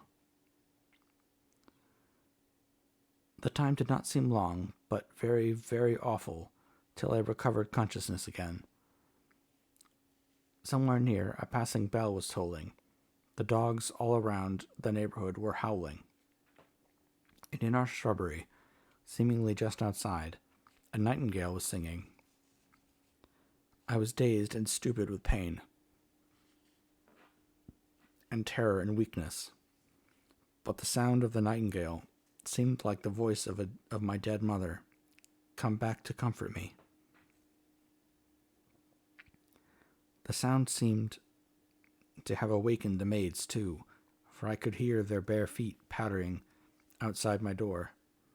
I called to them, and they came in, and when they saw what had happened, and what it was that lay over me on the bed, they screamed out. The wind rushed in through the broken window, and the door slammed to. They lifted the body of my dear mother and laid her and covered up with a sheet on the bed after I had got up. They were all so frightened and nervous that I had directed them to go to the dining room and have each a glass of wine. The door flew open for an instant and closed again. The maids shrieked, and then went in a body to the dining room, and I laid what flowers I had on my dear mother's breast. When they were there, I remembered what Dr. Van Helsing had told me, but I didn't like to remove them, and besides, I would have some of the servants sit up with me now. I was surprised that the maids did not come back. I called them, but got no answer, so I went to the dining room to look for them. My heart sank when I saw what had happened. They all four lay helpless on the floor, breathing heavily. The decanter of sherry was on the table half full, but there was a queer, acrid smell about. I was suspicious and examined the decanter. It smelt of laudanum, and looking on the sideboard, I found that the bottle which Mother's doctor uses for her, did use, was empty. What am I to do? What am I to do? I am back in the room with Mother. I cannot leave her, and I am alone, save for the sleeping servants, whom someone has drugged. Alone with the dead, I dare not go out, for I can hear the low howl of the wolf through the broken window. The air seems full of specks, floating and circling in the draught from the window.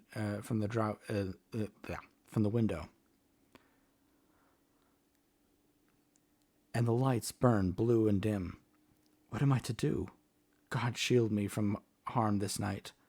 I shall hide this paper in my breast, where they shall find it when they come to lay me out. My dear mother gone. It is time that I go too. Goodbye, dear Arthur. If I should not survive this night, God keep you, dear, and God help me.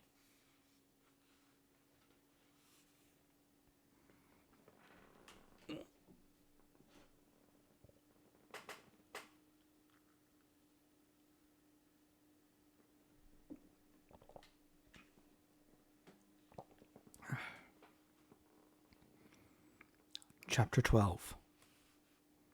Dr. Stewart's Diary. 18 September. I drove at once to Hillingham and arrived early. Keeping my cab at the gate, I went up the avenue alone. I knocked gently and rang as quietly as possible, for I feared to disturb Lucy or her mother, and hoped to only bring a servant to the door. After a while, finding no response, I knocked and rang again. Still no answer. I cursed the laziness of the servants, that they should lie abed at such an hour, for it was now 10 o'clock, and so rang and knocked again, but more impatiently, but still without response. Hitherto I had only blamed the servants.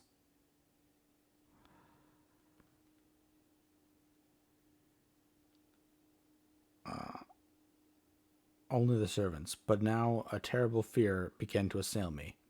Was this desolation but another link in the chain of doom which seemed drawing tight around us? Was it indeed a house of death to which I had come too late?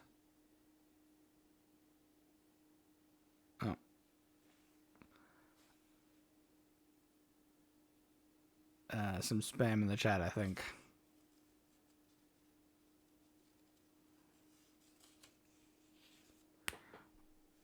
Hold on. Thanks, Jonas.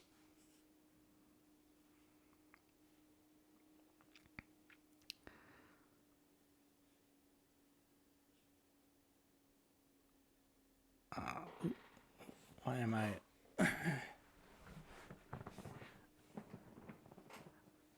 I shrunk.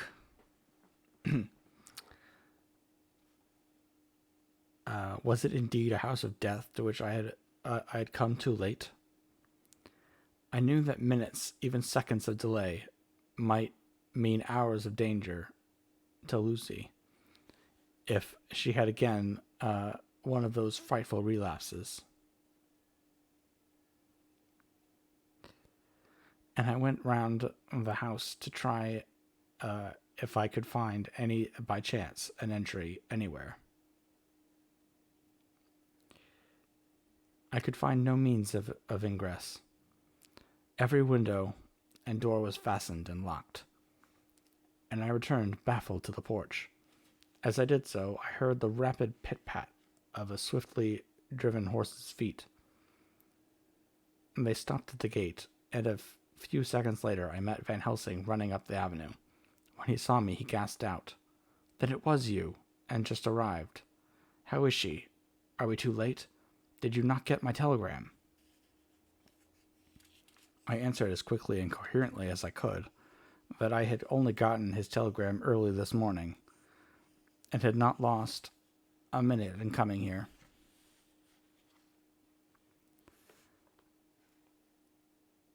And that I could not make anyone in the house hear me. He paused and raised his hat as he said solemnly, "Then I fear we are too late. God's will be done." With his usual recuperative energy, he went on, "Come, if there be no way to open it, to get in, we must make one. Time is all in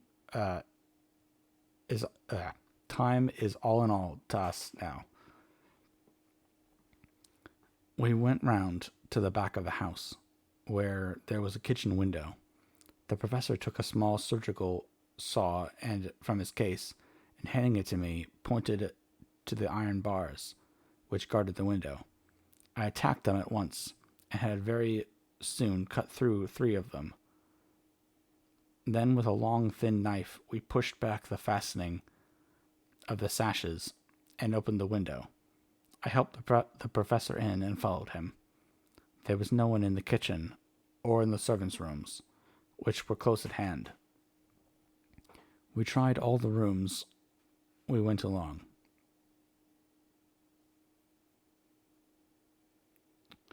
And in the ad starting soon. Oh no.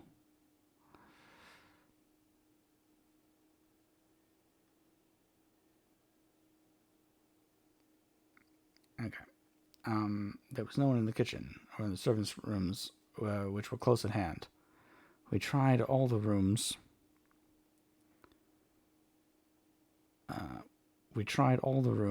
As we went along, and in the dining room, dimly lit by rays of light through the shutters, found 4 servant women lying on the floor.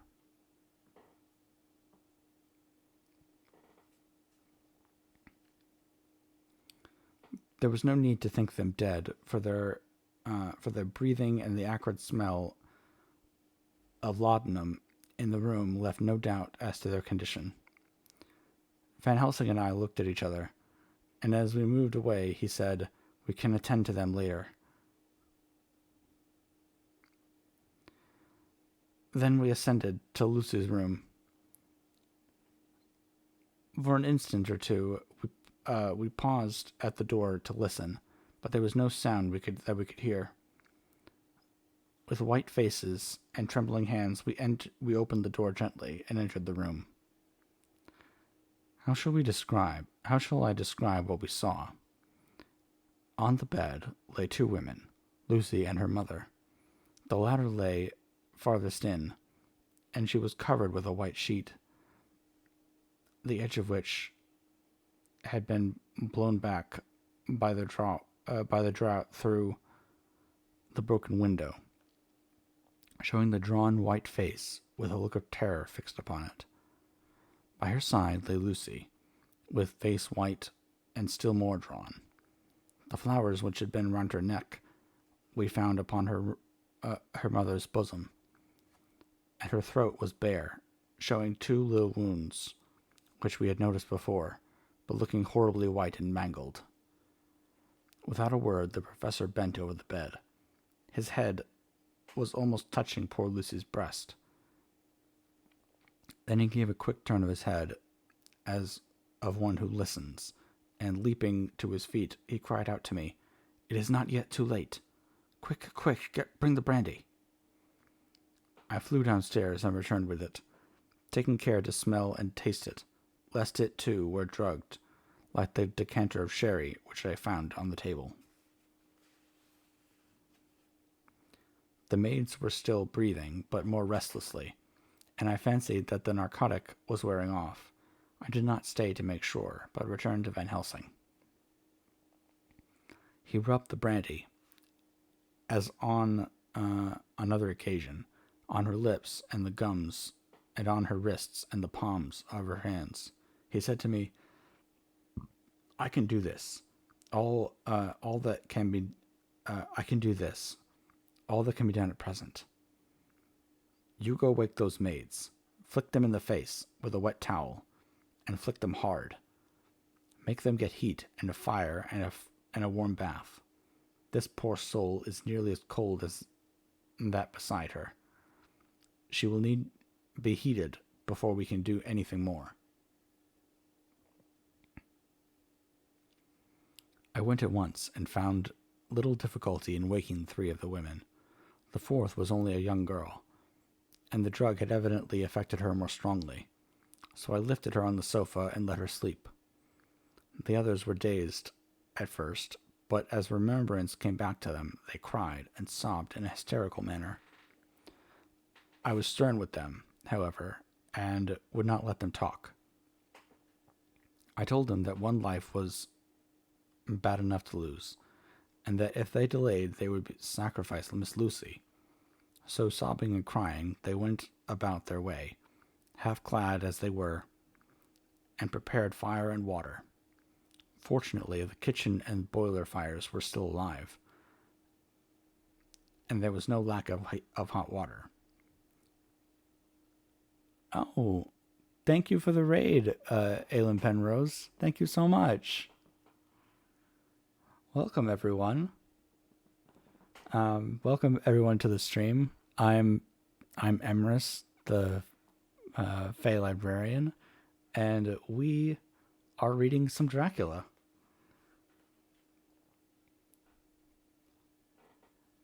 Hey, Aylin Penrose. How's it going? I hope you guys had a great stream. I saw earlier that you were playing Assassin's Creed. Oh, thank you, RBMO, for the follow. Thank you very much. Oh, yes. Much murder. Yes. Good.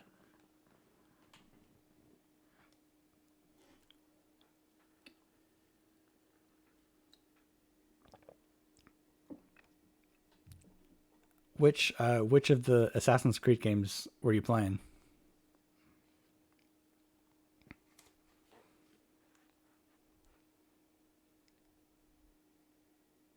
Oh, cool. Yeah. I haven't played the Assassin's Creed games, but I know they're really good. I think I actually have them on. I think I have them on Steam, but I just haven't played them yet. That's cool. Yeah, the concept of them is really cool, I think. But yeah, I need to play them at some point. Well, welcome everyone. Welcome to the stream. Like I said, we're reading Dracula, and this is actually my first stream as a Twitch affiliate, so that's exciting.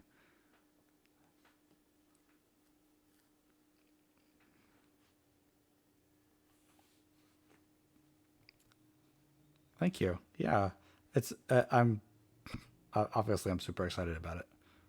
Thank you.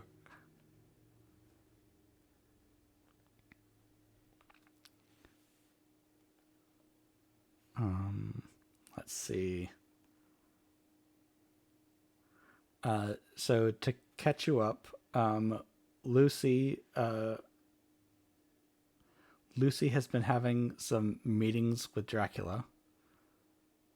Yes, I do have access to all the fun things now. So very very excited about that. Today actually we got our badges in, the Twitch sub badges. So and the and our emotes and alerts are coming in the next week or so. So we're really excited for that for those to come in.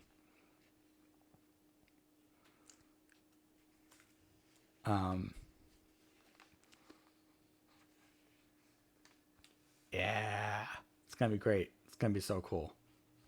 I got I got sketches for the animated alerts, and they're looking so good. Chibi versions of Emrys, so cool.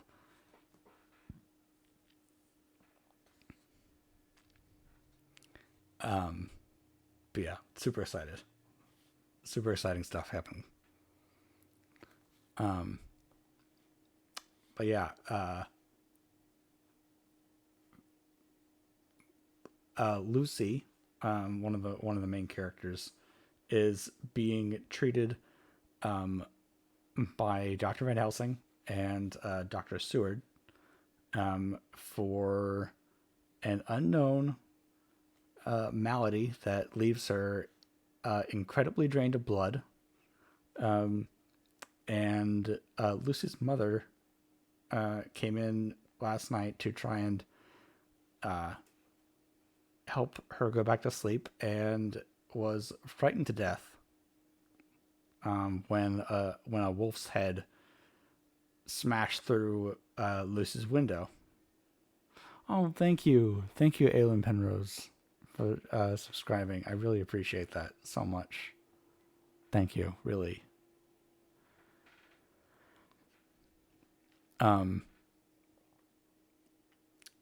And because Van Helsing and Dr. Stewart weren't there, everything went to shit. So now they are scrambling to figure out how to go from here.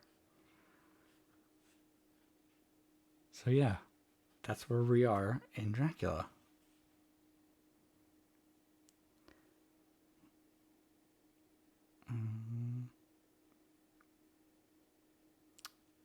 And Dr. Seward just returned with the brandy. So, you know, that's good.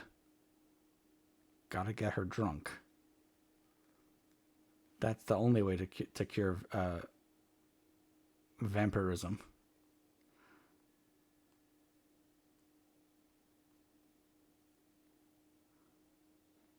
Oh no, no, no worries.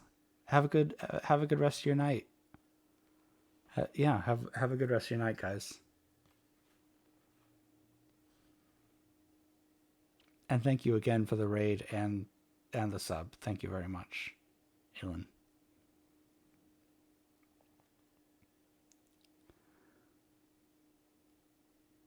Um,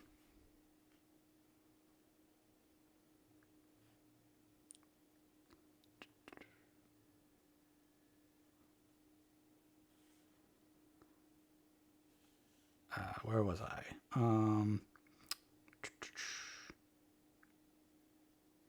We got a bath and carried Lucy out as she was placed, as she was, and placed her in it.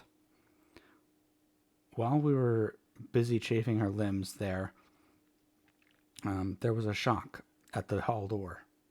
One of the maids ran off, hurried on some more clothes, and opened it. Then she returned and whispered to us that there was a gentleman who had come with a message from Mr. Holmwood. Mr. Holmwood is Lucy's fiance. and I bade her simply tell him that he must wait, for we could see no one now. She went away with the message, and engrossed with our work, I clean forgot all about him. I never saw in all my experience the professor work in such a deadly earnest. I knew, as he knew, that it was a stand-up fight with death, and in a pause told him so. He answered me in a way that I did not understand, but with the sternest look that his face could wear. If that were all, I would stop here where we are now, and let her fade away into peace. For I see no light in life over her horizon. He went on with his work, with, if possible, renewed and more frenzied vigor.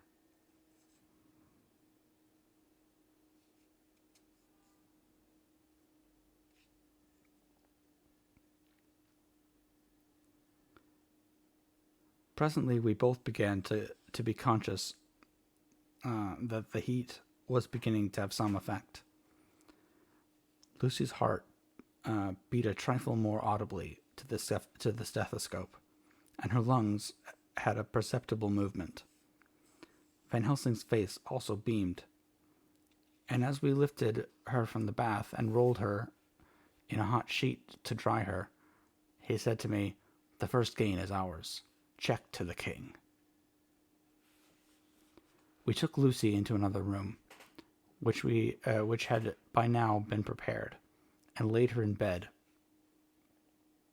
and forced a few drops of brandy down her throat. I noticed that Van Helsing tied a soft silk handkerchief round her throat. She was still unconscious, and was quite as bad, if not worse, than we had ever seen her. Van Helsing called in one of the women, and told her to stay with her, and not to take her eyes off her till we returned, and then beckoned me out of the room. "We must consult as to what is to be done," he said as we descended the stairs. In the hall, he opened the dining room door, as we passed in, he closing the door carefully behind him. The shutters had been opened, but the blinds were already down, with that obedience to the etiquette of death, which the British women of the lower classes always rigidly observed. The room was, therefore, dimly dark. It was, however, light enough for our purposes. Van Helsing's sternness was somewhat relieved by a look of perplexity. He was evidently torturing his mind about something, so I waited for an instant, and he spoke. "What are we to do now? What are we to turn for help? Where are we to turn for help? We must have another transfusion of blood, and that soon, or that poor girl's life won't be worth an hour's purchase." "You are exhausted already. I am exhausted too. I fear to trust those women. Even if they would have the courage to submit. What are we to do for someone who will open his veins for her? What's the matter with me, anyhow?"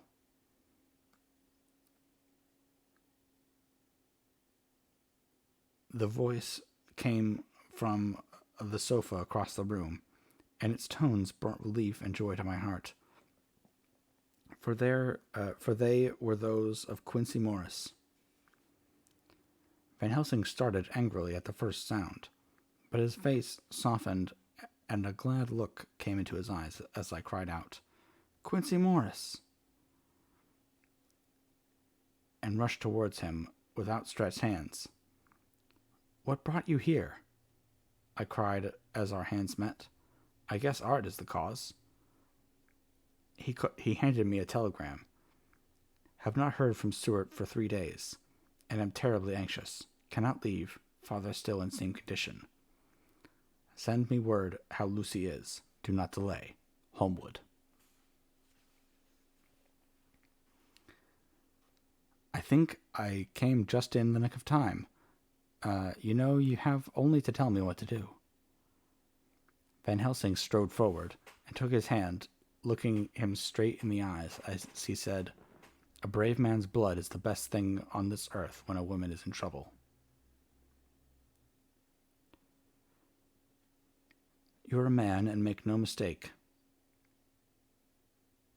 Well, the devil may work against us for all he's worth, but God sends us men when we want them." Now, see, one thing you have to realize about the world of Dracula is that literally anyone can give a blood transfusion to anybody. There's no such thing as blood types, or anything like that. You can just give your blood to anybody. So, that's cool. It's fine. You won't get blood sickness.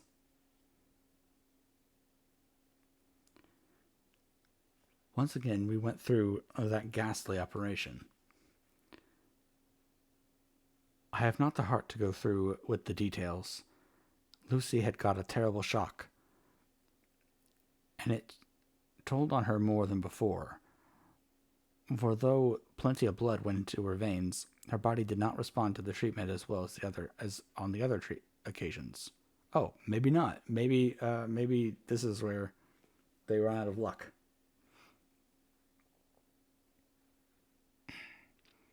Her struggle back into life was something frightful to see and hear. However, the action of both heart and lungs improved, and Van Helsing made a subcutaneous injection of morphia. As before, and with good effect, her faint became a profound slumber. The professor watched whilst I went downstairs with Quincy Morris, and sent one of the maids to pay off one of the cabmen. Oh, posture check. Thank you. Good idea.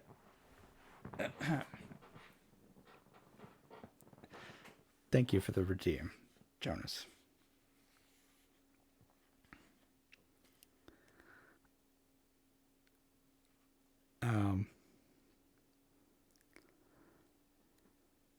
I left Quincy lying down after having a glass of wine, and told the cook to get ready a good breakfast. Then a thought struck me, and I went back to the room where Lucy now was. When I came softly in, I found Van Helsing with a sheet or two of notepaper in his hand. He had evidently read it, and was thinking it over as he sat with his hand to his brow. There was a look of grim satisfaction in his face, as one who has had a doubt solved. He handed me the paper, saying only, "It dropped from Lucy's breast when we carried her to the bath." When I had read it, I stood looking at the professor, and after a pause asked him, "In God's name, what does it all mean?"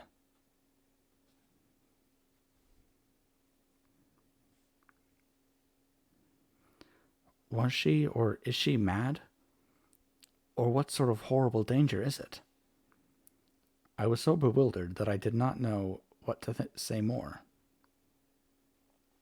Van Helsing put out his hand and took the paper, saying, "Do not trouble about it now. Forget it for the present. You shall know and understand it all in good time. But it will be later. And now, what is it that you came to me to say?" This brought me back to the facts, and I was all myself again. I came to speak about the certificate of death. If we do not act properly and wisely, there may be an inquest, and that paper would have to be produced. I am in hopes that we need have no inquest, for if we had if we had it,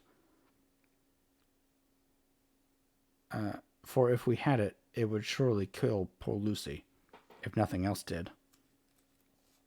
I know, and you know, and the other doctor who attended her knows that Mrs. Westenra had a disease of the heart, and we can certify that she died of it.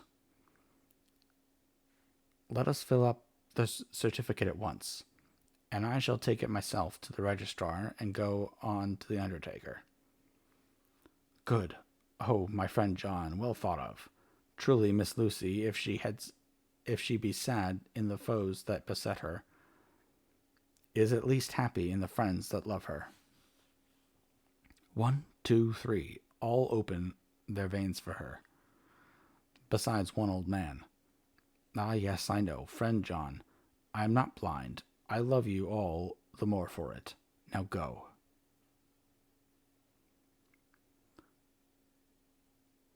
In the hall, I met Quincy Morris, with a telegram for Arthur telling him that Mrs. Westenra was dead, and that Lucy also had been ill.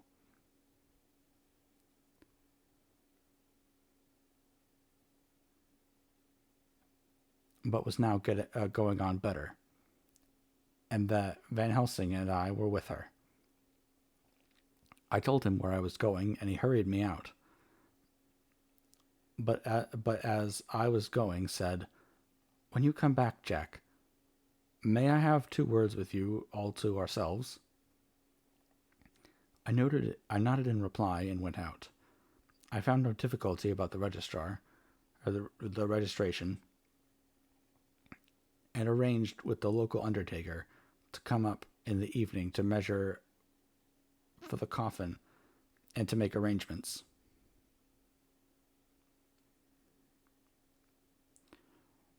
When I got back, Quincy was waiting for me. I told him I would see him as soon as I knew about Lucy, and went up to her room. She was still sleeping, and the professor seemingly had not moved from his seat at her side. From his putting his finger to his lips, I gathered that he expected her to wake before long, and was afraid of forestalling nature.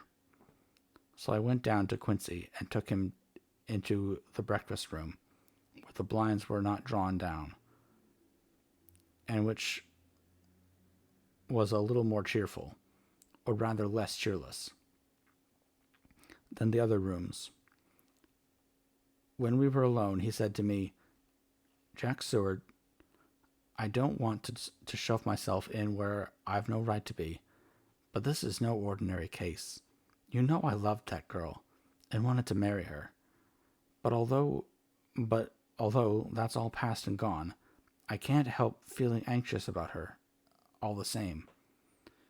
What is it that's wrong with her?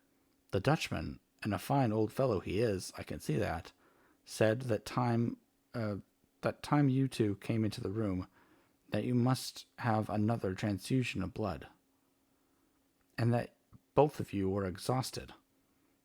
Now I know well that you medical men speak in camera, and that a man must not expect to know what they consult about in private. But this is no common matter, and whatever it is, I have done my part. Is that not so?" "That's so," I said, and he went on, "I take it that both you and Van Helsing have done already what I did today. Is not that so?" "That's so." "And I guess Art was in it too. When I saw him 4 days ago, down at his place, he looked queer. I have not seen anything pulled down so quick since I was on the Pampas, and had a mare that I was fond of go to grass all in a night. One of those big bats that they call vampires had got her in the night, and what with his gorge and the vein left open, there wasn't enough blood in her to let her stand up, and I had to put a bullet through her as she lay. Jack, if you may tell me, without betraying confidence, Arthur was the first. Is that not so?" As he spoke, the poor fellow looked terribly anxious. He was in a torture of suspense regarding the woman he loved, and his utter ignorance of the terrible mystery which seemed to surround her intensified his pain. His very heart was bleeding, and it took all the manhood of him, and there was a royal lot of it, too, to keep him from breaking down. I paused before answering, for I felt that I must not betray anything which the professor wished to keep secret. But already he knew so much, and guessed so much, that there could be no reason for not answering. So I answered in the same phrase, "That is so?" "And how long has this been going on?" "About 10 days." 10 days? Then I guess Jack Seward, that poor pretty creature that we all love, has had put into her veins within that time the blood of 4 strong men. Man alive, her whole body wouldn't hold it. And then coming close to me, he spoke in a fierce half-whisper. "What took it out?" I shook my head. "That," I said, "is the crux. Van Helsing is simply frantic about it, and I am at my wit's end. I can't even hazard a guess. There has been a series of little circumstances which have thrown out all our calculations as to Lucy being properly watched. But these shall not occur again. Here we stay until all well or ill." Quincy held out his hand. "Count me in," he said. "You and the Dutchman will tell me what to do, and I'll do it." When she awoke late in the afternoon, Lucy's first movement was to feel at in her breast, and, to my surprise, produced the paper which Van Helsing had given me to read. The careful professor had replaced it where it had come, lest on waking she should be alarmed. Her eye then lit on Van Helsing and onto me, and gladdened. Then she looked around the room, and seeing where she was, shuddered. She gave a loud cry, and put her poor thin hands before her pale face.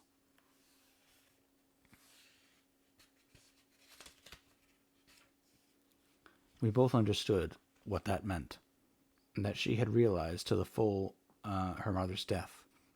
So we tried what we could to comfort her. Doubtless sympathy eased her somewhat, but she was very low in thought and spirit, and wept silently and weakly for a time. We told her that either or both of us would now remain with her all the time, and that seemed to comfort her. Towards dusk, she fell into a doze. Here a very odd thing occurred. While still asleep, she took the paper from her breast and tore it in two. Van Helsing stepped over and took the pieces from her. All the same, however, she went on with the action of tearing, as though the material were still in her hands. Finally, she lifted her hands and opened them, as though scattering the fragments. Van Helsing seemed surprised, and his brows gathered as if in thought, but he said nothing.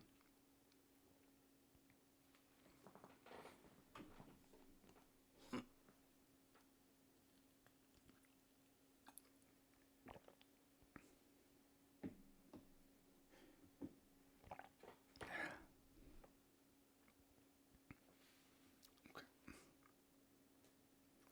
19 September. All last night she slept fitfully, being always afraid to sleep, and something weaker when she woke from it. The professor and I took it in turns to watch, and we never left her for a moment unattended. Quincy Morris said nothing about his intention, but I knew that all night he patrolled round and round the house. When the day came, its searching light showed the ravages in poor Lucy's strength. She was hardly able to turn her head, and the little nourishment which she could take seemed to do her no good. At times she slept, and both Van Helsing and I noticed the difference in her, between sleeping and waking. Whilst asleep, she looked stronger, although more haggard, and her breathing was softer. Her open mouth showed the pale gums drawn back from the teeth, which thus looked positively longer and sharper than usual. When she woke, the softness of her eyes evidently changed the expression, for she looked her own self, although a dying one. In the afternoon she asked for Arthur, and we telegraphed for him. Quincy went off to meet him at the station.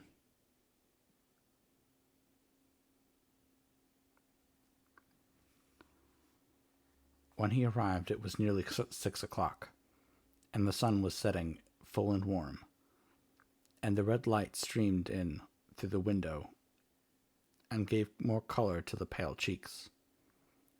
When he saw her, Arthur was simply choking with emotion, and none of us could speak.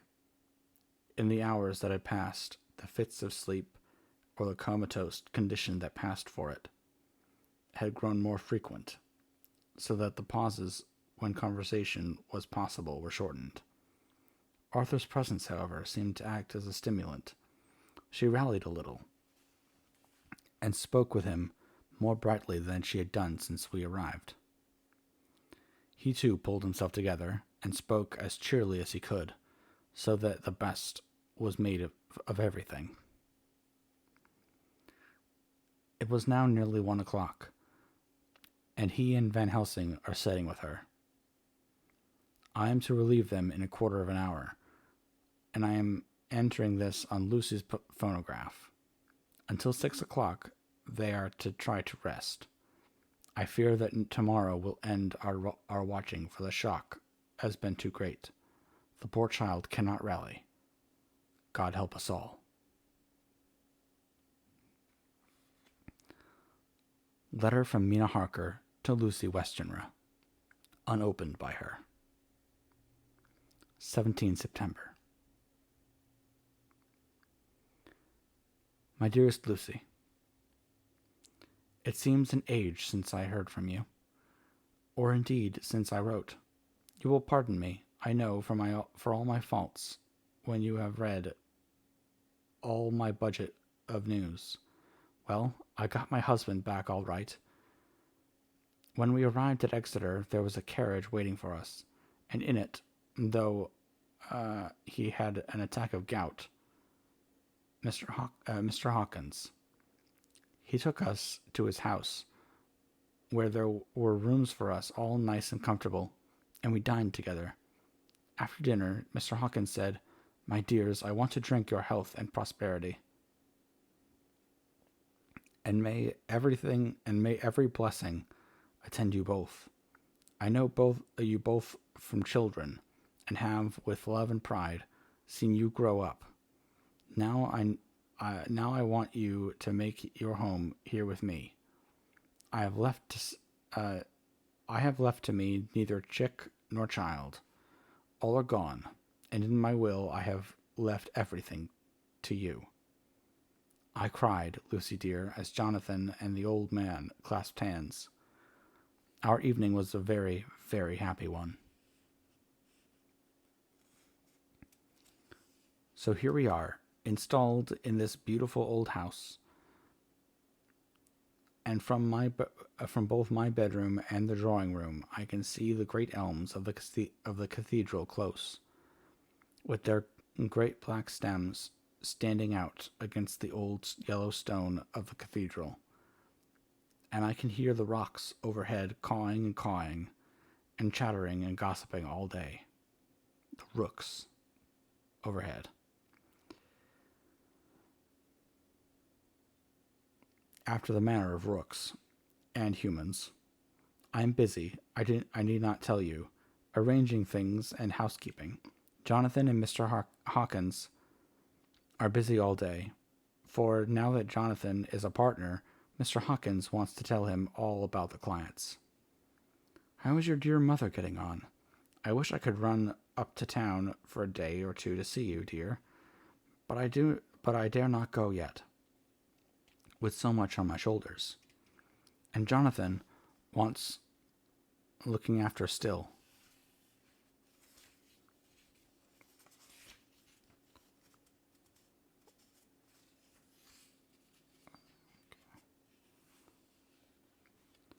He is beginning to put some flesh on his bones again, but he is terribly weakened by the long illness.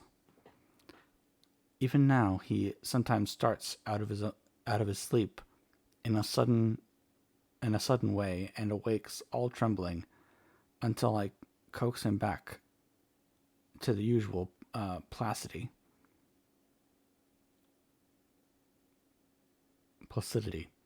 However, thank God, these occasions grow less frequent as the days go on, and they will, in time, pass away altogether, I trust. And now I have told you my news, let me ask yours. When are you to be married, and where? And who is to perform the ceremony? And what are you to wear? And is it to be public or a private wedding? Tell me all about it, dear. Tell me all about everything. For there is nothing which interests you which will not be dear to me.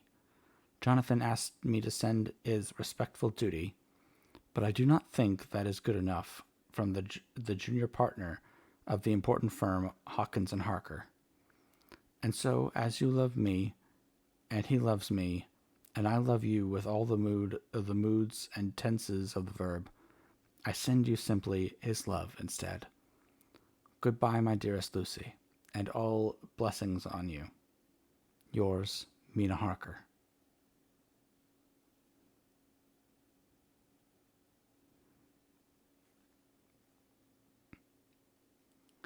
Report from Patrick Hennessy, M.D.,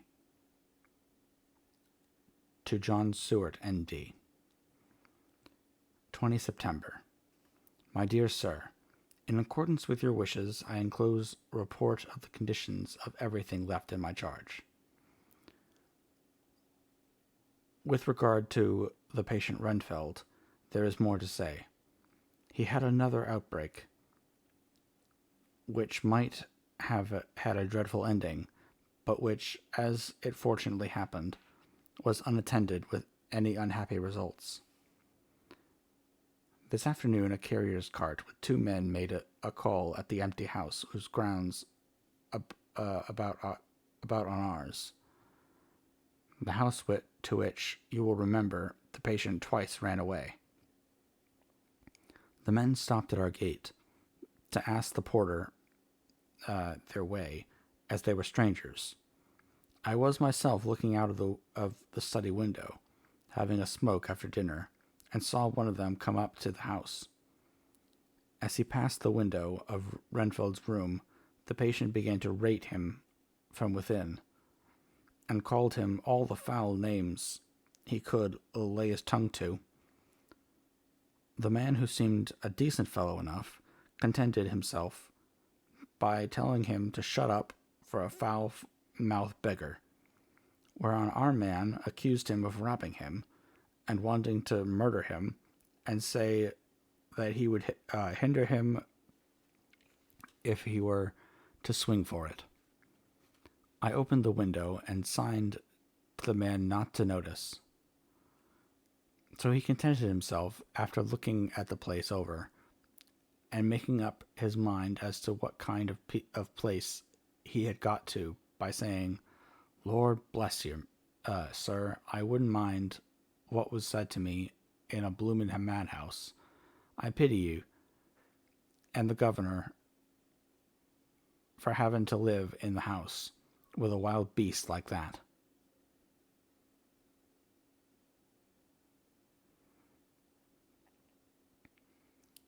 Then he asked his way civilly enough, and I told him where the gate of the empty house was. He went away, followed by threats and curses and revilings from our man. I went down to see if I could make out any cause of his anger, since he is usually such a well-behaved man, and except his violent fits, nothing of the kind had ever occurred. I found him, to my astonishment, quite composed and most genial in his manner. I tried to get him to talk of the incident, but he blandly asked me questions as to what I meant, and led me to believe that he was completely oblivious of the affair. It was, I am sorry to say, however, only another instance of his cunning, for within half an hour I heard of him again. This time he had broken out through the window of his room, and was running down the avenue. I called to the attendants to follow him, and ran after him, for I feared he was intent on some mischief. My fear was justified when I saw the same cart which had passed before coming down the road, having on it some great wooden boxes. The men were wiping their foreheads, and were flushed in the face, as if with violent exercise. Before I could get up to him, the patient rushed at them, and pulling one of them off the cart, began to knock his head against the ground. If I had not seized him just at the moment, I believe he would have killed the man there and then. The other fellow jumped down and struck him over the head with the butt end of his heavy whip. It was a terrible blow, but he did not seem to mind it, but seized him also, and struggled with the three of us, pulling us to and fro, as if we were kittens. You know I am no lightweight, and the others were both burly men. At first he was silent in his fighting, but we began to master him, and the attendants were putting a strait waistcoat on him. He began to shout, "I'll frustrate them. They shan't rob me. They shan't murder me by inches. I'll fight for my lord and master," and all sorts of similar incoherent ravings. It was with very considerable difficulty that they got him back to the house and put him in the padded room. One of the attendants, Hardy, had a finger broken. However, I set it all right, and he is going on well. The two carriers were at first loud in their threats of actions for damages, and promised to rain all the penalties of the law on us. Their threats were, however, mingled with some sort of indirect apology for the defeat of the two of them by a feeble madman. They said that if it had not been for the way their strength had been spent in carrying and raising the heavy boxes to the cart, they would have made short work of him. They gave us another reason for their defeat: the extraordinary state of the drought to which they had been reduced by the dusty nature of their occupation, and the reprehensible distance from the scene of their labors of any place of public entertainment. I quite understood their drift, and after a stiff glass of grog, or rather more of the same, and with each sovereign in hand, they made light of the attack.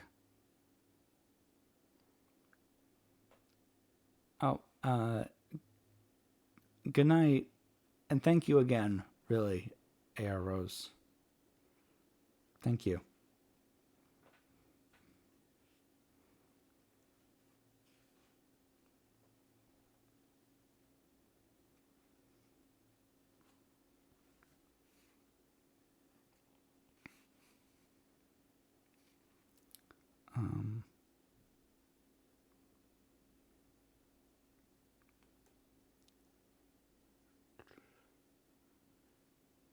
They made light of the attack, and swore that they would encounter a worse madman any day for the pleasure of meeting so bloomin' good a bloke as your correspondent. I took their names and addresses in case they might be needed. They are as follows: Jack Smollett of Dudling's Rents, King George's Road, Great Walworth, and Thomas Snelling, Peter Farley's Row, Guide Court, Bethnal Green. They are both in the employment of Harris and Sons, Moving and Shipping Company, Orange Master's Yard, Soho. I shall report to you any matter of interest occurring here, and shall wire you at once if there is anything of importance. Believe me, dear sir, yours faithfully, Patrick Hennessy.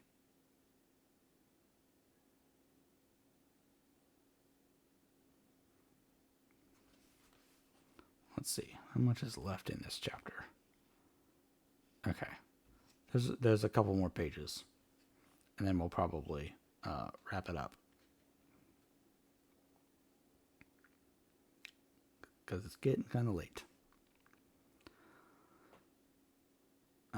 Letter from Mina Harker to Lucy Westenra. 18 September. My dearest Lucy, such a sad blow has befallen us. Mr. Hawkins has died very suddenly.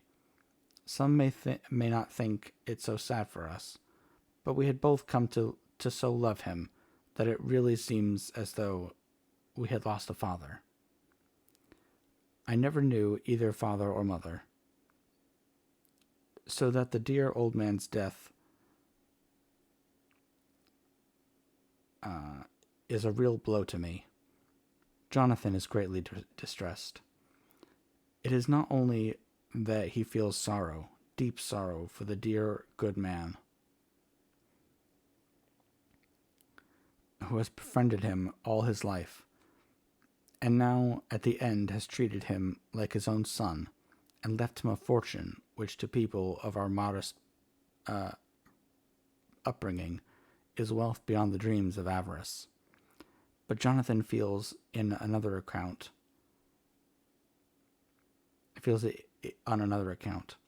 He says the amount of responsibility which it puts upon him makes him nervous. He begins to doubt himself. I tried to cheer him up, and my belief in him helps him to have a belief in himself. But it is here that the grave shock that he experienced tells upon him the most. Oh, it is not too hard that a sweet, simple, noble, strong nature, such as his, a nature which enabled him, by our dear good friend's aid, to rise from clerk to a master in a few years, should be so injured that the very essence of its strength is gone.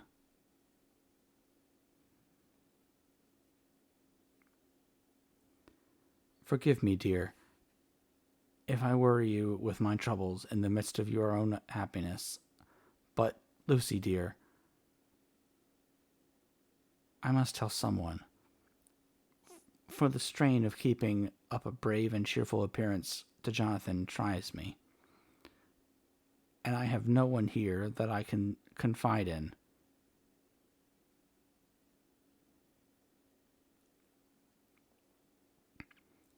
I dread coming up to London, as we must do the day after tomorrow, for poor Mr. Hawkins left in his will that he was to be buried in the grave with his father. As there are no relations at all, Jonathan will have to be chief mourner. I shall try to run over to see you, dearest, if only for a few minutes. Forgive me for troubling you. With all blessings, your loving Mina Harker. Dr. Seward's Diary. 20 September. Only resolution and habit can let me make an entry tonight. I am too miserable, too low-spirited, too sick of the world and all in it, including life itself, that I would not care if I heard this moment the flapping of the wings of the great angel of death. And he has been flapping those grim wings to some purpose of late. Lucy's mother and Arthur's father, and now, well, let me get on with my work. I duly relieved Van Helsing in his watch over Lucy. We wanted Arthur to go to rest also, but he refused at first. It was only when I told him that we should want him to help us during the day, that we must not all break down for want of rest, lest Lucy should suffer, that he agreed to go. Van Helsing was very kind to him. "Come, my child," he said, "come with me. You are sick and weak, and have much sorrow and such mental pain, as well as the tax on your strength that we know of. You must not be alone, for to be alone is to be full of fears and alarms. Come to the drawing-room, where there is a big fire, and there are 2 sofas. You shall lie on one and I on the other, and our sympathy will be comfort to each other, even though we do not speak, and even if we sleep." Arthur went off with him, casting back a longing look on Lucy's face, which lay in her pillow, almost whiter than the lawn. She lay quite still, and I looked around the room to see that all was as it should be. Hold on, I'll be right back. I need to turn on a light.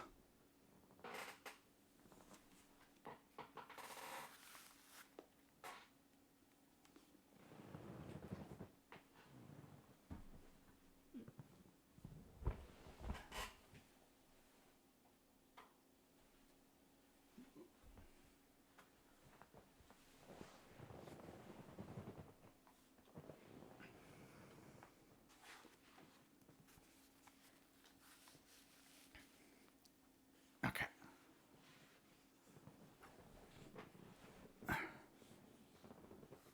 There we go. Much better.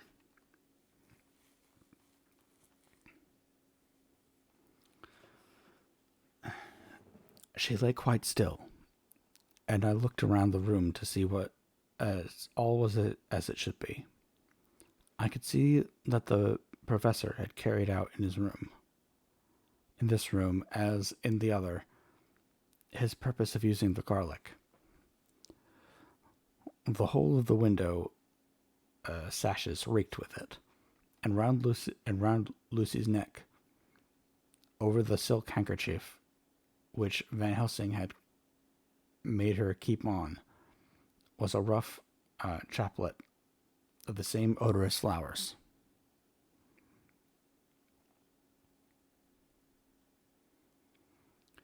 Lucy was breathing somewhat stertorously, and her face was at its worst, for the open mouth showed the pale gums.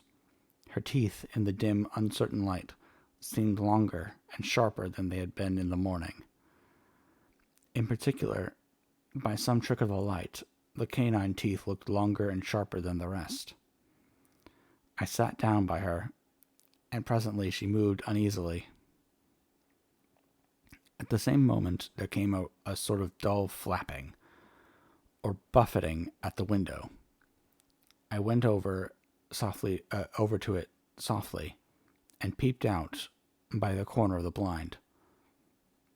There was a full moonlight, and I could see that the noise was made by a great bat, which wheeled around, doubtless attracted by the light, although so dim, and every now and again struck the window with its wings. When I came back to my seat, I found that Lucy had moved slightly and had torn away the garlic flowers from her throat. I replaced them as well as I could and sat watching her. Presently she woke, and I gave her food, as Van Helsing had prescribed. She took but a little, and that languidly. There did not seem to be with her now the unconscious struggle for life and strength that hitherto so marked her illness. It struck me as curious that the moment she became conscious, she pressed the garlic flowers close to her. It was certainly odd that whenever she got into that lethargic state, with the weak breathing, she put the flowers from her, but when she waked, she clutched them close. There was no possibility of making any mistake about this, for in the long hours that followed, she had many spells of sleeping and waking, and repeating both actions many times.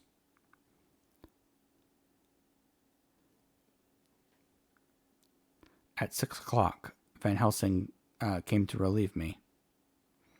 Arthur had fallen asleep, and he had fallen into a doze, and he mercifully let him sleep on. When he saw Lucy's face, I hear the hissing indraw of his breath, and he said to me in a sharp whisper, "Drop that blind. I want light." Then he bent down, and with his face almost touching Lucy's, examined her carefully. He moved the flowers and lifted the silk handkerchief from her throat, and as he did so, as he did so, he started back, and I could hear his his ejaculation, "Mein Gott!" as it was smothered in his throat. I bent over and looked too, and as I noticed, some queer chill came over me.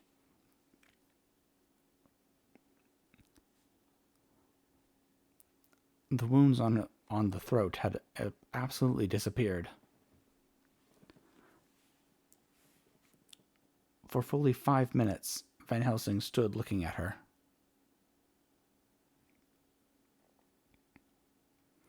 With his face at its sternest. Then he turned to me and said calmly, "She is dying."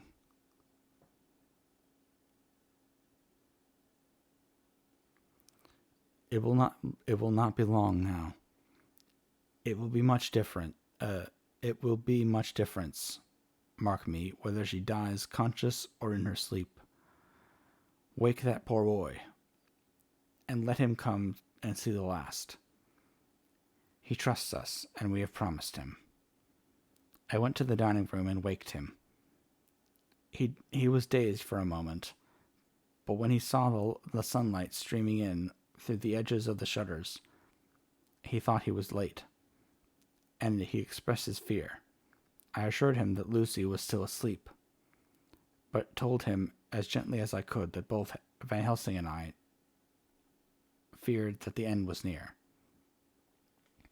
He covered his face with his hands and slid down on his knees by the sofa, where he remained perhaps a minute, with his head buried, praying whilst his shoulders shook with grief. I took him by the hand and raised him up. "Come," I said, "my dear old fellow, summon all your fortitude. It will be best and easiest for her." When we came into Lucy's room, I could see that Van Helsing had, with his usual forethought, been putting matters straight and making everything look as pleasing as possible. He had even brushed Lucy's hair, so that it lay on the pillow in its usual sunny ripples. When we came into the room, she opened her eyes, and seeing him, whispered softly, "Arthur, oh, my love, I am so glad you have come." He was stooping to kiss her when Van Helsing motioned him back. "No," he whispered, "not yet. Hold her hand. It will comfort her more." So Arthur took her hand and knelt beside her, and she looked her best, with all the soft lines matching the angelic beauty of her eyes. Then gradually her eyes closed, and she sank to sleep. For a little bit her breast heaved softly, and her breath came and went like a tired child's. And then, insensibly, there came a strange change which I had noticed in the night. Her breathing grew stertorous, with the mouth opened, and the pale gums drawn back made the teeth look longer and sharper than ever. In a sort of sleepwalking, vague, unconscious way, she opened her eyes, which were now dull and hard at once, and in a soft, voluptuous voice, such as I had never heard from her lips, "Arthur, oh, my love, I am so glad you have come. Kiss me." Arthur bent eagerly over to kiss her, but at that instant Van Helsing, who, like me, had been startled by her voice, swooped upon him, and catching him by the neck, with a fury of strength which I had never thought he could have possessed, and actually hurled him across the room. "Not for your life," he said, "not for your living soul and hers." And he stood between them like a lion at bay. Arthur was so taken aback that he did not for a moment know what to do or say. And before any impulse of violence could seize him, he realized the place and the occasion, and stood silent, waiting. I kept my eyes fixed on Lucy, as did Van Helsing, and we saw a spasm as of rage flit like a shadow over her face, and stood the sharp teeth champed together. Then her eyes closed, and she breathed heavily. Very shortly after, she opened her eyes in all their softness, and, putting out her poor, pale, thin hand, took Van Helsing's great brown one.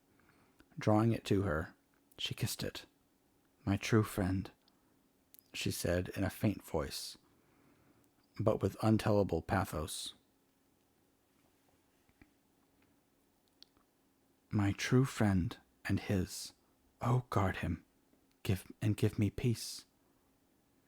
"I swear it," he said solemnly, kneeling beside her and holding up his hand as one who registers an oath. Then he turned to Arthur and said to him, "Come, my child, take her hand in yours and kiss her on the forehead, and only once." Their eyes met instead of their lips, and so they parted. Lucy's eyes closed, and Van Helsing, who had been watching closely, took Arthur's arm and drew him away. And then Lucy's breathing became stertorous again, and all at once ceased. "It is all over," said Van Helsing. "She is dead." I took Arthur by the arm and led him away to the drawing room, where he sat down and covered his face with his hands, sobbing in a way that nearly broke me down to see it. I went back to the room and found Van Helsing looking at poor Lucy, and his face was sterner than ever. Some change had come over her body. Death had given back part of her beauty, for her brow and cheeks had recovered some of their flowing lines.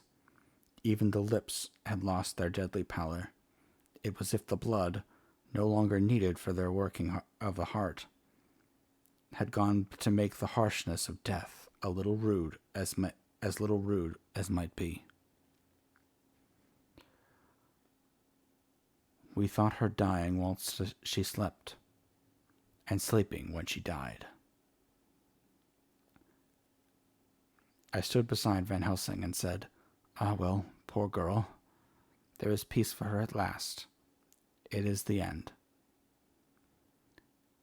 He turned to me and said with grave solemnity, "Not so. Alas, not so. It is only the beginning." When I asked him what he meant, he only shook his head and answered, "We can do nothing as yet. Wait and see."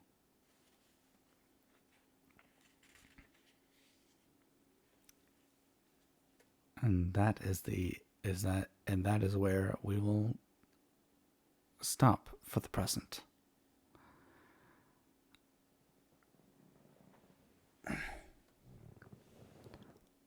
I hope that you enjoyed this reading of Dracula. I know that I had a ton of fun reading it to you guys, and thank you again for all of the follows and the subscriptions. Like you guys are amazing. I don't know what I would do without you guys. It's been amazing. Yes, Dracula is getting exciting. But yeah, make sure that if you haven't already, check out our Discord. And also check me out on Twitter if you don't follow me there. I will continue to give you updates on the schedule as I get them. I'm going to try to make like an actual schedule, like an actual written out schedule. If not for this week, then next week. Because generally I've been doing after work at 6 p.m. PST 2 or 3 days a week, and then either 1 or 2 days on the weekend. So yeah, I will endeavor to make an actual schedule in the future, because that'll make things easier for everybody. But yeah, I thank you all for hanging out with me and listening to me read, and I will see you guys next time. We'll definitely also we'll definitely play some games as well this week, because I want to go back to do some Elden Ring, and I have a ton of games that I want to play as well. But I've been having a lot of fun do the whole reading of Dracula thing. So yeah, have a great night, everyone. And I think we'll find someone to raid. We'll see who's online right now and raid somebody. Not very many people left online because it's late. Oh well. Let's raid Nyx.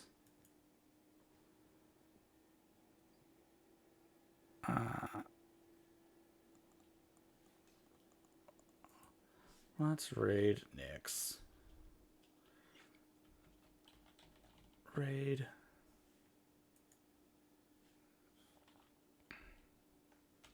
Nyx.